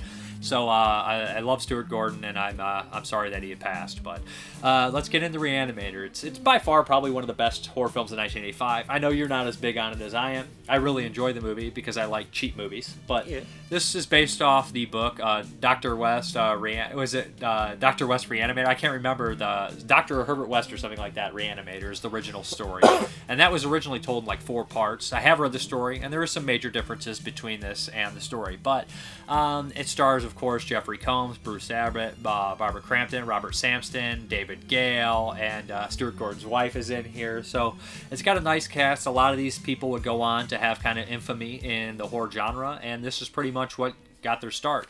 The music is done by Richard Band, brother of Charlie Band, who owes you $90 still. Right. That's a long story. But he's probably watching now. I doubt it. He's like, they mentioned my name, give me $5. Right. But Richard Band kind of does a mock-up of the Psycho score, and it's very memorable. Gets stuck in your head. It's a homage to it. Love it. Produced by Brian Yunza, who would go on to direct movies later on, of course, like Society, Bride of Re-Animator, Beyond the Re-Animator, Return of the Living Dead Part 3. Very underrated in himself, and especially for the means he had to work with. So I feel like without Stuart Gordon, we also don't get Yunza, his career, or like the way it unfolded, or all these other actors and stuff. So it's like definitely like there's a school that came from Stuart Gordon. He was originally a theater director. He did a lot of plays and everything like that, and that's why he has people like Tom Tolles later on in his movies. They were from the same Chicago kind of theater background, which I also love. So how do I say this? This story is basically Herbert West is working on this weird serum. It's a Frankenstein type story in Germany and Switzerland. Okay, and he had some horrible things happen there, so he transfers to a new school, and he immediately starts to room with this guy Bruce Abbott, Dean Cain, who is dating the dean's daughter, who's Barbara Crampton. The dean is Robert Sampson, and David Gale is pretty much Carl Hill, the big teacher on campus. He's also a pervert who's obsessed with Barbara Crampton. So basically, things don't gel right away because Herbert West shows up and he realizes Dr. Hill is a thief, and Dr. West isn't gonna, he's not even a doctor yet. Mr. West isn't gonna let his, experiments stop there. So he gets in, they start working with the serum. He convinces people to help him, and all hell breaks loose because the Re-Animator serum brings the dead back to life. So, right. This isn't the first time you've seen this movie, is it? No, it's the second or third time. Okay. How do you personally feel about it, honestly? You like it, you don't love it? I think that it is a fine movie. Okay. I think that it has some fantastic imagery in it. I think it has fantastic sets in it, like set pieces is what I mean. Okay. I don't like the characters. The acting is great. Yeah. The characters are all kind of like low-key kind of pieces of Yeah, I don't think so, but maybe not all of them, but we'll have some debates about it. So I feel like that there is a disconnect in the story where things happen and I'm not sure why they happen. But we watched the director's cut, which is the most preferred and most watched version, and then I showed you the scenes from the integral cut, which is the longer 20-minute version. And there's going to be spoilers, of course, in this review because, like Return of the Living Dead and Day of the Dead, it's a big heavy hitter from '85. So the thing is, in the integral cut, which you guys haven't seen, you should watch it once at least so you can see some of the missing pieces that are missing from Re-Animator. And there's a couple scenes I wish they would have kept in. Right. In the integral cut, Dr. Hill actually has some sort of hypnosis that he puts over people. And it kind of mixes in with the brain surgeries, the lobotomies that he does, so he can control the creatures, the zombies at the end. But he also is working on, Robert Sampson, Dean, and other people at the same time. So it makes a lot more sense why we have a sudden change of heart from Robert Sampson's character, Dean, because he's so loving towards Dean Cain at first. What's his name? Dean, I can't think of his actual name in the movie. Well, I think you should say the Dean. The Dean, instead of Dean Cain. He's the Dean of the University. He has such a love for, Bruce Abbott's character, and then there's like a sudden churn. But you don't see the scene where Hill is working into it and manipulating him unless you watch the integral cut. Now, we feel that they obviously thought that it was a little too cheesy to incorporate the hypnosis, but we already have zombies coming back to life. We already have a Frankenstein story, and for some reason, it works in this because this movie is over the top. Yeah, I think the hypnosis would have worked, and I don't know if they cut it out because they thought that it was just kind of weird. Or too long. Or too long, but in cutting it, they still had the script there, so the things happen without the hypnosis actually happening. But then they go ahead in the second half of the movie, and they just like, he knows hypnosis. They say they don't say the hypnosis. They use the lobotomy as the way. To the lobotomy. So he has two things, but it makes more sense with the hypnosis. Right. But it just makes Hill even creepier, which I still think works because he'll be like, "Yes, you want to give," and he'll like lean in on Barbara Crampton. Mm-hmm. But this movie's also, I think, ahead of its time in terms of gore. I know we had Return of the Living Dead and Day of the Dead here, and I'm not talking about those effects in Day of the Dead are unmatched for 85, and we have Demons, which is splatterific. But this is another heavy hitter in the splatter genre. It was before Dead Alive. It was before Evil Dead 2. Mm-hmm. So without Romero and Herschel Gordon Lewis, I guess, we don't have as many gory movies as you would think, and, the Wild Bunch and stuff. But this is pretty splatterific, especially some of the things they do, and some of the gnarly effects, over-the-top, crazy things they do that Stuart Gordon just, the Dr. Hill carrying his own head. Right, I love that. The head giving head. Mm-hmm. All sorts of crazy, over-the-top, wild things like that you would be completely unimagined. And another genius thing that Stuart Gordon does that a lot of people don't do is when he's writing a script, you could tell he's just like, or in the story, Dennis Paoli actually probably wrote this script. He wrote a lot of his stuff. I'm pretty sure he wrote in this one. So what Stuart Gordon allows, I guess, to happen is he'll read the script and he'll be like, oh, well, this heavy-set woman in the beginning, they show it up, with Bruce Abbott's character giving her CPR, refusing to give up, which is a nice little foreshadowing that shows how much he cares as a medical student. But he's giving her CPR, and she's a heavy woman, and she's dying, and they just have her shirt open and her breast hanging out, and it's not an exploited thing. It's just like, well, that's how it would be. And I can just see him being like, well, don't you want to cover up? No, why would you cover her up? I mean, she should be naked. That's how she would be. And all the zombies at the end, male, female, all types of body types, and people all mangled and stuff, they would be naked. So therefore they're naked. They don't hide this, the things like that. Right. Now, I mean, when they're shooting it, I think that they try to obscure as much as they possibly can. But they really can. But yeah, I mean, he's there's swinging dicks, and there's swinging zombie dicks, and and breast and everything, and I had this thing about like nudity in movies. I don't really care. Yeah, I don't care. But you got to think, this is 85. Yeah, this is true. Yeah, are we so desensitized that I just don't even care? Yes. But of course, as far as the performances, I think they're all phenomenal from top to bottom. I think that I want to mention that I reviewed this in week 19. So if you want to see the deluxe Arrow edition, which is what I reviewed, and talk about the features, go back and listen to that. This is just me rewatching it for 85 and in honor of Stuart Gordon.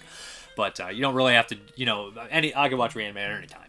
But Bruce Abbott, of course, he has to play the straight man. Yeah. And so his performance is good, but it's kind of like it's overshadowed majorly by the others. And then, of course, we have Jeffrey Combs. And I know Jeffrey Combs is one of those actors that I don't think anybody is quite like Jeffrey Combs. From Beyond, The Frighteners, Abominable, he just is really a strange and unique actor, and you either love him or hate him. And most people love him because I don't think there's anybody quite like him. And this one, it's the first appearance of Dr. West, so it's kind of like the first appearance of Pinhead, where they didn't really know that Dr. West was going to be the one that they all focused on. Right. Maybe they did. I don't think they did, because at points Dr. West is really weird, and he's a piece of crap. But that's what's perfect about it. His sense of humor and his delivery is what makes him so memorable. Man, I don't like him, and I don't know why the main character Dean, why he decides to team up with him until you watch the integral cut and you see different things and you see a bit more. But it's like, I killed my cat. No, I'm not going to help you break into the morgue. The cat scene is also over the top and ridiculous, and I feel like a lot of Peter Jackson's direct inspiration came from Gordon and Raimi, Stuart Gordon and Sam Raimi. Well, they have the whole intestine bursting out scene. That's like 80% of Dead Alive. Dead Alive. Well, actually, I used to think that Raimi and Jackson were more alike, but I'm seeing Re-Animator. I think that Jackson probably took more from Re-Animator because Raimi wasn't really making movies exactly like that. And Bad Taste was, what, 87 or something? 88? Can't remember. Maybe an earlier than that. But I do see inspiration, and I think that Re-Animator was very innovative for its time. And it's just batshit crazy that we have 3 of the biggest zombie movies come out in 85 with Day of the Dead, Return of the Living Dead, and Re-Animator. 3 of the best. And Demons is similar to a zombie-like story, too. And then we also have the great zombie movie Hard Rock Zombies in 85. That's sarcasm. That's sarcasm. But yeah, so I mean, it's kind of like impressive that these all came out the same year. It was just like that great time in horror. The girl, she does fantastic. Oh, Barbara Crampton could finish the actors. Barbara Crampton screams, and what they put her through is really intense. I think it would be kind of disturbing to have David Gale's enormous head trying to give you head, because if you put David Gale's head next to her when it's going, it's just so creepy. I think she's tremendous in it. And her acting, like even like her sadness, like comes across like purely genuine, like she's genuinely sad about her father, genuinely horrified at the situation. And then in other scenes, it's like she's just a normal person, she's in love, and she conveys all those really well, and like I think she carries the performance aspect of the movie. Although I do really like Dr. Hill. Is that Gale? Yeah, he's so good. Yeah, he's really good too. But between those two, the thing is, you got to think. I think the relationship with Barbara Crampton and Bruce Abbott is really carried by Barbara Crampton. When he comes back and she's upset with her because her father, and she's like, get out of here, I can't. And that whole scene is very like a play. Yeah. And very well acted. And it's just like, I don't think that a lot of directors would have put that in there. No. Even though I think there's scenes like that in Day of the Dead when Sarah starts crying and John, he might not make it, and she's like, gives her a hug. I think there's like that. But also the relationship between Barbara Crampton and her father is really touching to me. And I love Robert Sampson's turn for being that like really jovial, friendly, almost kind of oblivious dean that's really kind of good-natured to kind of an asshole, and then turns into the first kind of one of the first reanimated corpses, and he's kind of all messed up and everything like that. Right. But when he brings to life, that whole scene is so well done.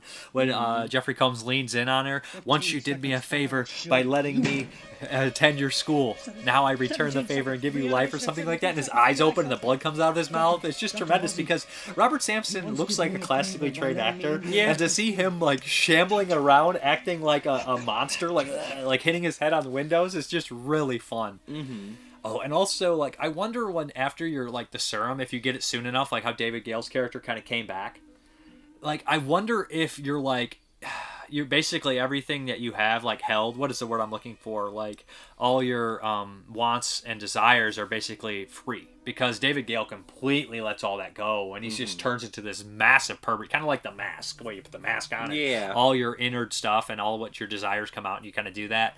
So like David Gale, when he turns, like he's so funny, like, and creepy at the same time. It's just almost like he's not even acting when he's like he's like yes, more passion. It's also genius that he has to keep like little touches, like spraying blood on his vocal cords so he can talk. Oh, I don't know. I really enjoy it. Even the small characters like the security guard are kind of funny and very typical. You know what I mean? He's like, I'm calling the cops. That's exactly what anybody would have done. He's like, Dean, are you okay? I'm calling the cops. And there isn't that much in terms of side characters. There's a handful. Yeah, you had the essential cast, you have the security guard, and then Gordon's wife, I think, are the only two that I can think of that have any lines outside of random passerbys. Yeah, and like, they don't go anywhere in this movie. Well, no, it's all interior. There's no exterior shots whatsoever. Maybe an establishes shot, but you notice there's no exteriors at all. They didn't have time for them. Yeah, I mean, it's a tightly made movie. You're not a big fan of it. I don't know why. I know I'm wrong. It's like my feeling on Monster Squad. I know I'm wrong, but I don't like it. I think it's great. I mean, you don't think it's a bad movie, though. I don't think it's a bad movie, and I don't think Monster Squad's bad either. I wonder if you would enjoy Beyond Bride of the Re-Animator more, because I feel like in this one, in the original script, original story of Re-Animator, they go into like the wartime sequences and everything like that, and Bride kind of tackles some of that. Right. And Bride's even more ridiculous. Like David Gale comes back and he's got bat wings. Isn't he like on like a saucer or like now, a in the first device? one he is he has he sews bat wings to his head, so he's flying around. I can't remember what it. I only seen clips in like bits and pieces. But I don't know. I mean, this movie is pretty. innovative, does some crazy things Right. that I don't think I've seen before. No. Once you think about it, you think 85. It's probably the best year for zombie films. Oh, yeah. Yeah, I mean, you got the two best, Return and Day, and then you have Re-Animator on top of that. So, just lots of top. If you guys can't tell, I kind of like a lot of the similar things from 85, but I don't know. I just like Stuart Gordon. I like the way he thought, and how he adapted things. And I always would say, Stuart Gordon's his movies were highly sexualized for Lovecraft, but it's just like a mixture of him and Lovecraft and like the time period that they were made that makes them so special. He did The Beyond too, right? From Beyond, which I think is better, or about the same. It's equal or better. Yeah, man, I watched From Beyond not too long ago, but I feel like I like Re-Animator a bit more. Do you? Yeah, my big thing with Re-Animator is just the main. I don't like Dr. Hill. No, wait. Oh, you don't like Herbert West. I don't like Herbert West. I think he's kind of a garbage person. He only cares about science. I don't care if you only care about science. In comparison to Dr. Logan or Dr. Frankenstein, he's not very far off. Yeah, but I like Dr. Logan. Dr. West is just, he kills a cat and then his friend's like cat dead details later. You don't believe him? We have that. The thing is, I think Dr. West is a full sociopath. But at one point he does. In the integral cut, they give him more humanity. They do. They explain like how he needs the juice to not sleep. And they also explain that that's probably why he's so weird. Right. I mean, it does explain a bit more, and so I can follow the story a bit more. Because I think the first time I watched it, it's like, what is going on? None of this makes sense. Like, why are you letting him do this, Dean? Like, why are you just a pushover? And then what's your favorite line? Get a job in a sideshow. I suggest you get a pen. I don't know if I have a favorite line. No. I don't think... To me, this isn't a quotable movie. I've only seen it like a handful of times. I like it quite a bit. I think it's really good. I do think that... there's some Stuart Gordon I need to rewatch, but I do like his casting. And people forget that I think Gordon worked on a lesser budget than even some of the other guys. Mm-hmm. So this movie was under $1 million, so I think it did pretty well. And I do like that it kind of, started his career. And this is his first directed movie. And I also do think it's very sad that later in his career, similar to Romero, he couldn't get the funding for a lot of the projects he wanted to do. Like, he tried to get a Poe movie. He did, like, a Masters of Horror with, Jeffrey Combs starring as Poe, and I think they did a play. And he wanted to do a feature-length movie. And we have him doing a Kickstarter. This is like 2009 or 10. I re-listened to the Shockwaves episode he was on, or Killer POV episode he's on, and I forgot about all this. But he's trying to get this Kickstarter, and it didn't go through. But yet people are giving money to a fan film.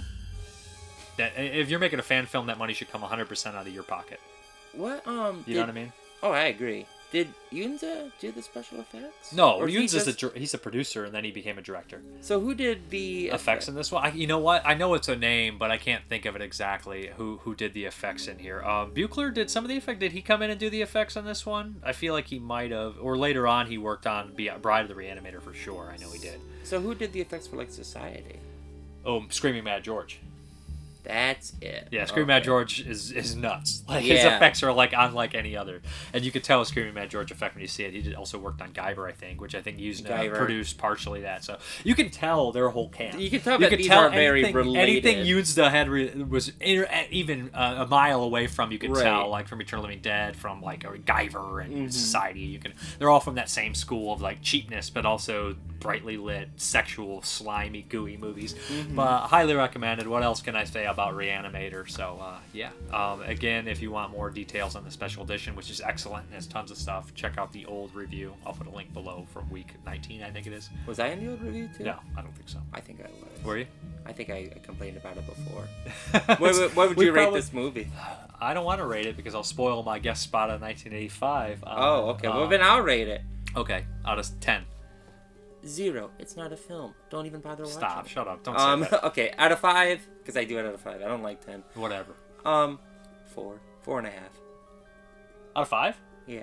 Oh, you actually... Oh, wow. I mean, I'll address that my biases. It's like, just narratively, it doesn't hold up for me, but it's still a good, fun movie to watch. I'm around the same. Yeah, I'll never watch it again. Wes, you bastard. Okay. Herbert West is at the top of his class in medical school. How can you teach such drivel? These people are here to learn, and you're closing their minds before they even have a chance. He's brilliant, but a little weird. I've broken the 6 to 12 minute barrier. I've conquered brain death. His experiments have always been unorthodox. It was dead. But lately they're getting out of hand. And he's just made a discovery that could wake up the dead. Herbert West has affected reanimation in dead animal tissue. What are you thinking? How do you feel?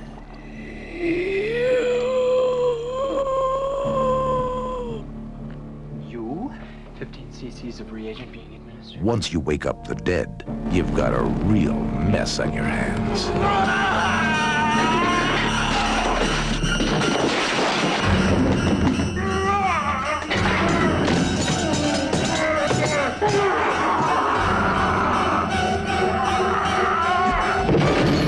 Herbert, you're insane! Now what happened? I had to kill him! He's dead? Not anymore.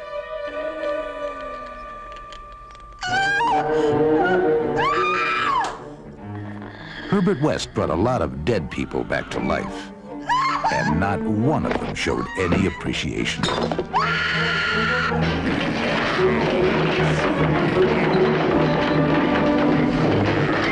H.P. Lovecraft's classic tale of horror, Re-Animator. Mr. West. You'll never get credit for my discovery. Who's going to believe a talking head? Get a job in a sideshow. It will scare you to pieces. Hammer time! For all who are willing to pay the price, we invite you to go through the mirror of life.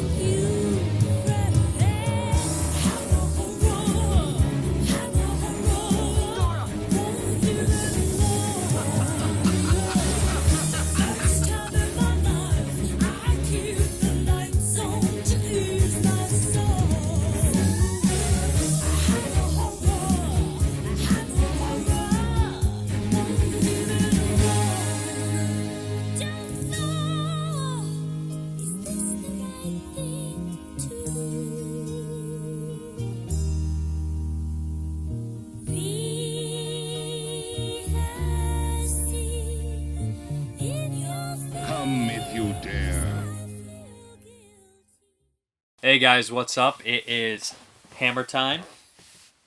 I don't even know what week it is right now. It's close. We got like 6 movies to review. This week is Straight On Till Morning, which is a thriller. Again, we just had another thriller last week, Fear in the Night. Next week, before I forget, is Satanic Rites of Dracula, the 8th in the Dracula series, I believe. So let's get on with Straight On Till Morning. That's basically a reference to Peter Pan, right? Yeah. The whole movie has a bunch of references to Peter Pan. This is a really weird thriller. The first thing I noticed is the way it was edited. The story is not linear at first. It's kind of cut up.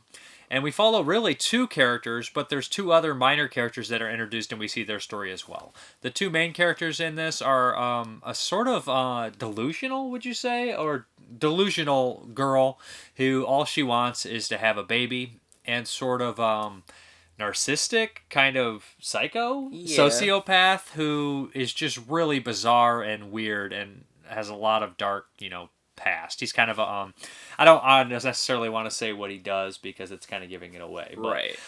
I don't even know how to go about this without spoiling anything, to be honest. It's a really bizarre movie.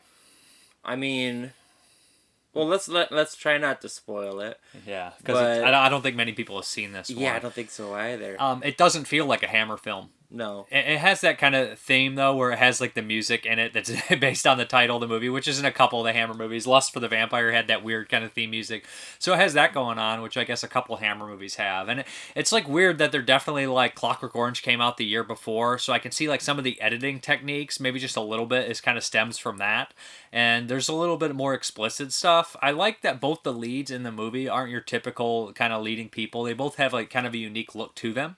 Mm-hmm. The male lead in here was actually in Demons of the Mind, where he played the young son, who we both thought was kind of like weird man-child kind of deal, and he's definitely a man-child, very androgynous and kind of strange looking. And the lead female is also really bizarre, but I think that the acting in this one is probably the best part about it. Yeah, the acting in this is superior from like the entire cast. The lead's mother, I think, is really good when she has her scenes. The roommates, the very beginning of the movie, I'd say like the first quarter of the movie, there's a lot of jumping back and forth between past and present, and like it's really jarring. And I don't even think it's because it's jumping so much, but it's because as it's jumping, it's like a 10 or 15 second scene, and then it jumps to a 10 or 15 second scene in the past, but the sound doesn't mix well, so... It's purposely jarring on purpose. Yeah. It's purposely jarring on purpose, geez. Like, but, you get like that background, like that... You know what I'm talking about? And then it just cuts so much. It's like... And it cuts between different locations as well, so we'll cut like to a quiet suburban kind of isolated home to the big city. Yeah. And the girl, the young girl in here, I mean, she's full grown of age, but she acts so young, and she has a childlike innocence about her.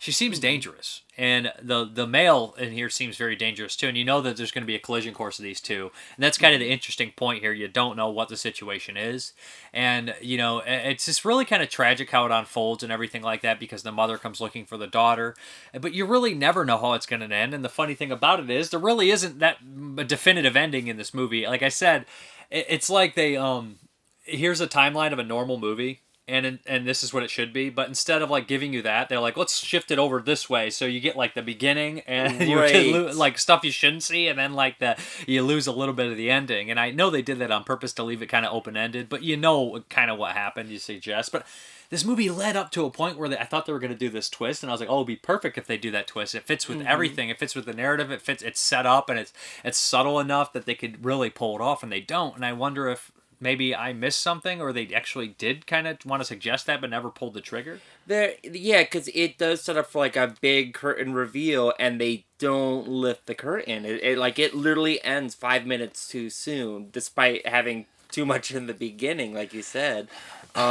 I think that, you know, I don't want to give away the twist, but the mom does say something about a brother, and she says a name, but I just can't remember what she said. And I wonder if we were to rewatch it, if we would pick up on it. Well, the characters also don't always go by their actual name, because they're very deceitful. And the male in here, you kind of figure what he's doing at a certain point, but he's obsessed with constantly being young and being admired for his looks. In a way, it's kind of a Dorian Gray story, too. Yeah. He is kind of a Dorian Gray type character, and he actually did play Dorian Gray later on. Oh, did he? In a Dan Curtis one, and that's well cast for him, I think. Because like he has that like kind of young, like, but he's a man, but young look about him. The female in here, she was a character that I sympathized with because I felt bad for her. Like she reminds me of that character in Lost in Yonkers who's like slightly mentally handicapped, but she's like, I need a baby, ma. Like that's all she wants. She wants to like take care of her own mother and everything like that, and her own daughter and everything. It's strange, but there's a point where she wants to dress up and, you know, impress the man, and she goes and gets her hair done and her makeup, and it literally makes her look like a 50-year-old like house. It's really weird, and it's kind of like unnerving. And you know, and he's, I don't know if it's jealousy or what it is, but he doesn't like it. He wants her to take it off because he likes her for her, I guess. Maybe her innocent quality. Yeah. Because he's interested in her home life, too. Yeah. There is this weird... Like, he keeps on asking her about his mom, about where she came from, and... I don't know, you get the feeling that there might be some sort of connection between the two, but again, the movie doesn't really go there. I like how it's shot, because we have like that. She comes from the suburbs to the big city in London. I like how she like kind of finds her way, and it's really weird. And like it feels like all the men in here are kind of pieces of trash. Oh yeah, it's one of those deals. You know, there's lots of movies where it's like every guy in this movie is just garbage heap. But I do think that for the most part, it's really well made and well acted. The music's good. Everything about it is really good. But I feel like it kind of fumbled the ending, and I know a lot of people will be like, well, it's so dark and open-ended and just, like, perfect, and I don't need everything explained to me. I don't like it explained to me, but I feel like there's a missed opportunity in this ending. I think there's definitely a missed opportunity. I do like the beginning parts where she's kind of getting acquainted in London. I like the party scenes, the working scenes, and they do introduce, like, a cast of smaller characters at the party and her roommates, and they don't go anywhere with them, but I do like them. The roommate, there's like a few love interests, There's some decent characters, side characters too. Yeah. And I mean, like, it is a thriller to a certain extent, and there is some murder in it, but it's really strange. And I feel like this would be a different movie if Clockwork Orange weren't made. It might be. I mean, I had never seen Clockwork Orange. I've read the book, and one day I'll see Clockwork Orange, but... Well, you know. Let's hop into the review here. I'm going to read from John Stanley's Creature Features, and... I personally, I'll say what I'd give it first. I'd give it a 6 out of 10, maybe a 6.5 or something.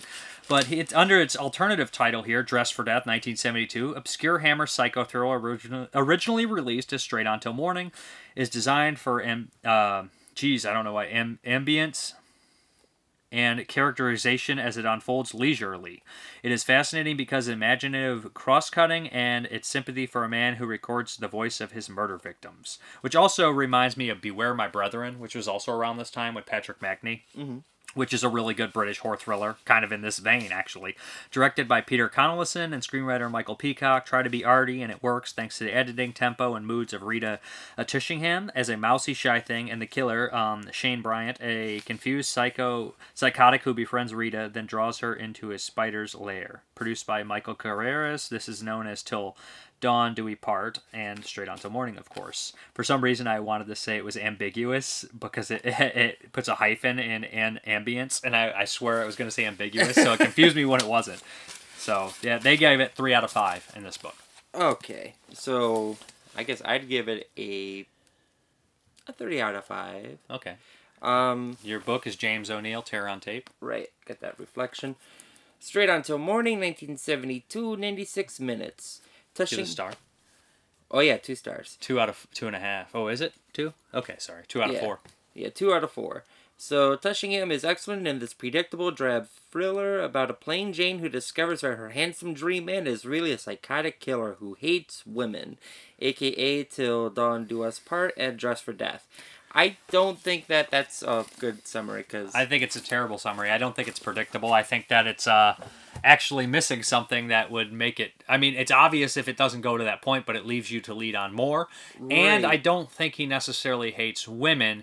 He actually has... He does hate women, but it's not because of women. It's a narcissistic thing. Right. He's in love with himself, and he despises women because they like him only for his looks. Right, yeah. Because there's nothing inside of him. Yeah, because, I mean, the main character's a woman, and he doesn't hate her at all.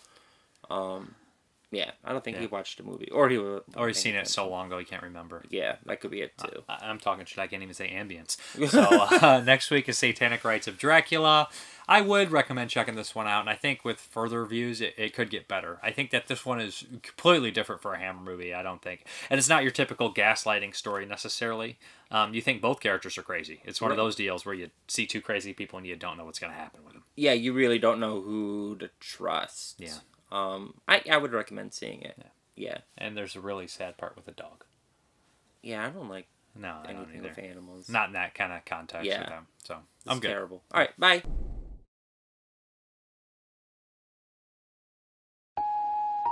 Once upon a time, long before you and I were born, there was a wondrous magic garden.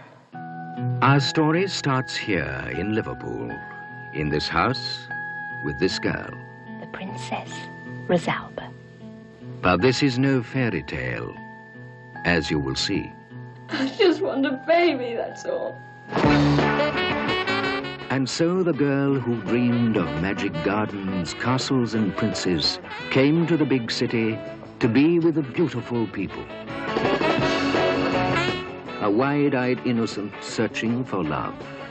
Look, you want to get a fella, don't you? Well, stop worrying and let them come to you.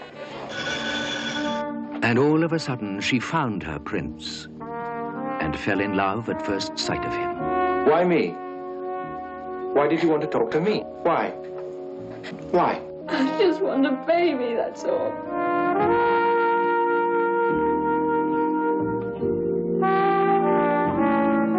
A love story from Hammer that makes the heart beat faster and faster yet. Which is your room?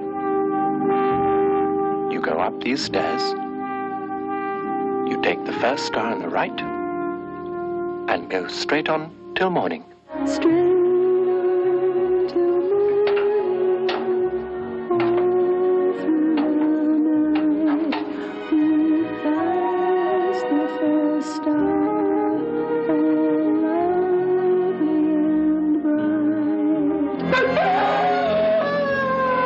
was handsome, and he was rich. But what else was he? He knew many kinds of women.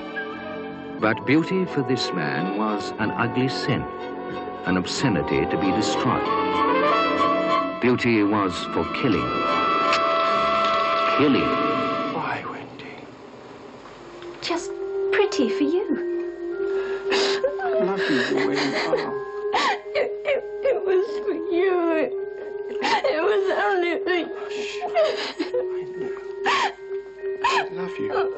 A love story from Hammer that takes you straight on and into a strange world of extraordinary pathos.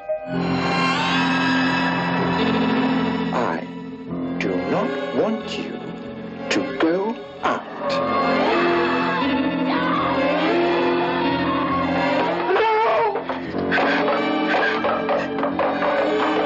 We'll stay. We'll stay together.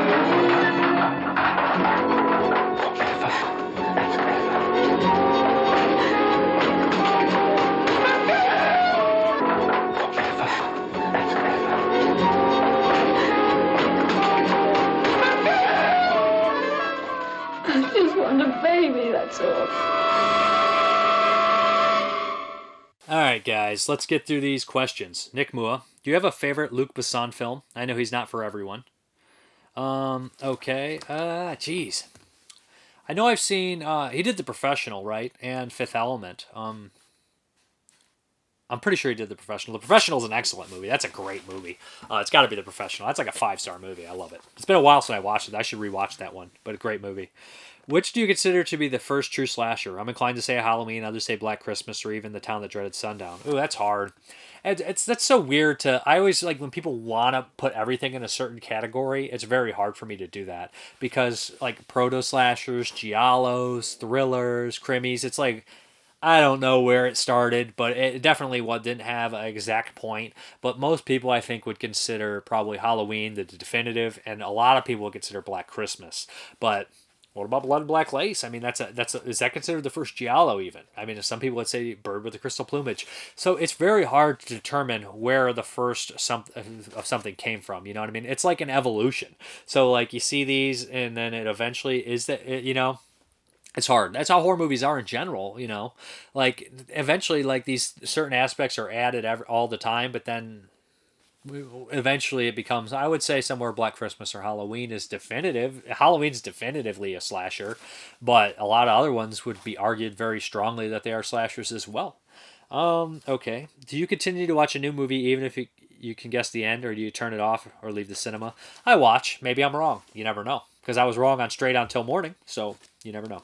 Answers. I asked you guys basically what was your favorite Dustin Mills movie. Or if you didn't see a Dustin Mills movie, your favorite indie movie. Jason Willard, question of the week. Favorite Dustin Mills movie? That's tough. I mean, he hasn't made a bad film. If I had to pick one, my favorite would be probably Ballad of Skinless Pete, a.k.a. Skinless. Nick Mua. Sadly, I haven't seen nearly enough of Mr. Mills' over. I always hate that word. Sorry. But the one that gave me chills was Don't Answer the Door. No, I'm not buttering you up. This short just filled with unease, almost dread. One almost naturally thinks that old Mrs. Dudley from The Haunting going on, I leave before dark, comes. No one can hear you in the night in the dark when I'm watching this film. I also liked the Carpenter-esque score. Viper Rose, 1978. I have only seen one Dustin Mills movie, and that was Skinless, which I loved. Crazy special effects, because I have only seen one.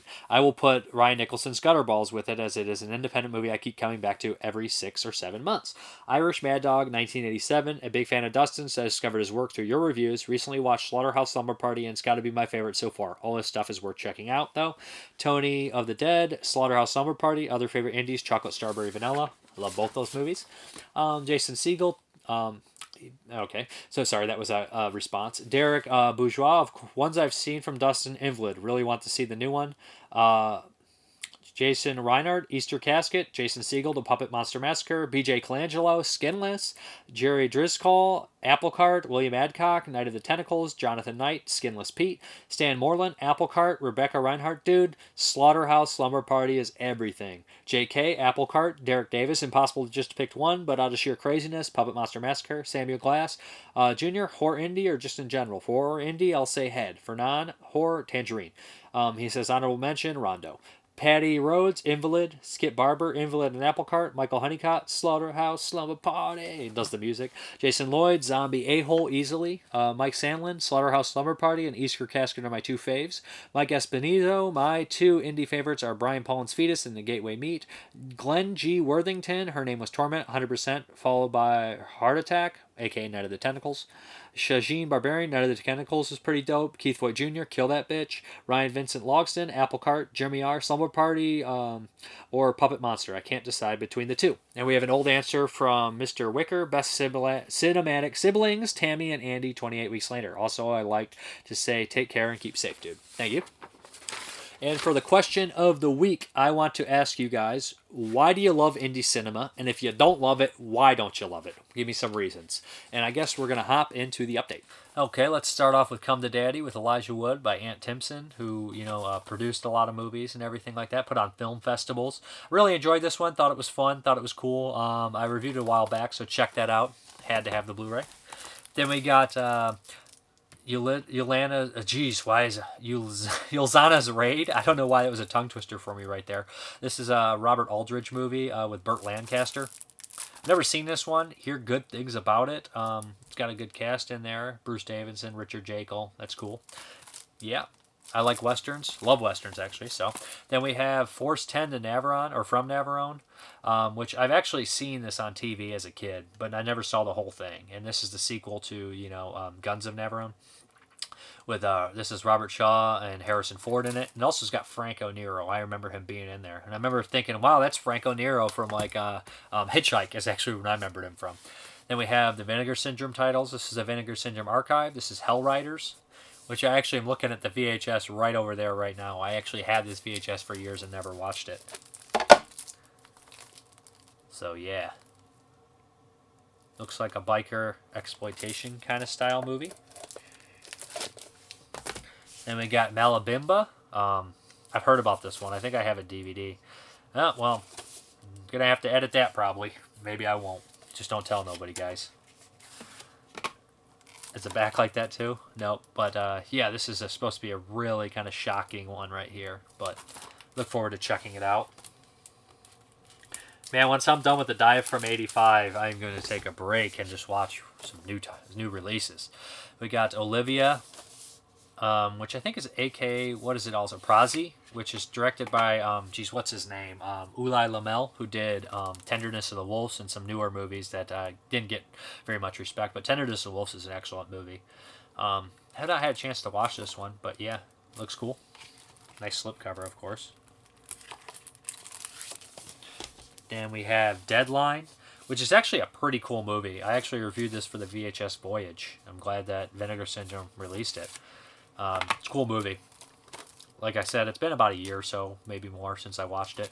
But basically the writer, a lot of the stuff he writes comes to life. Starts to lose his mind. Script on reality. Then we got some DVDs here. We have Picarama. We have Frankie and Johnny Were Lovers. And The Mislaid Genie. Genie. Jeez. I could have swore. Look at that. Genie spelled wrong on the front? Never seen Genie spelled like that. Then we have Carnal Highways and Carnal Olympics.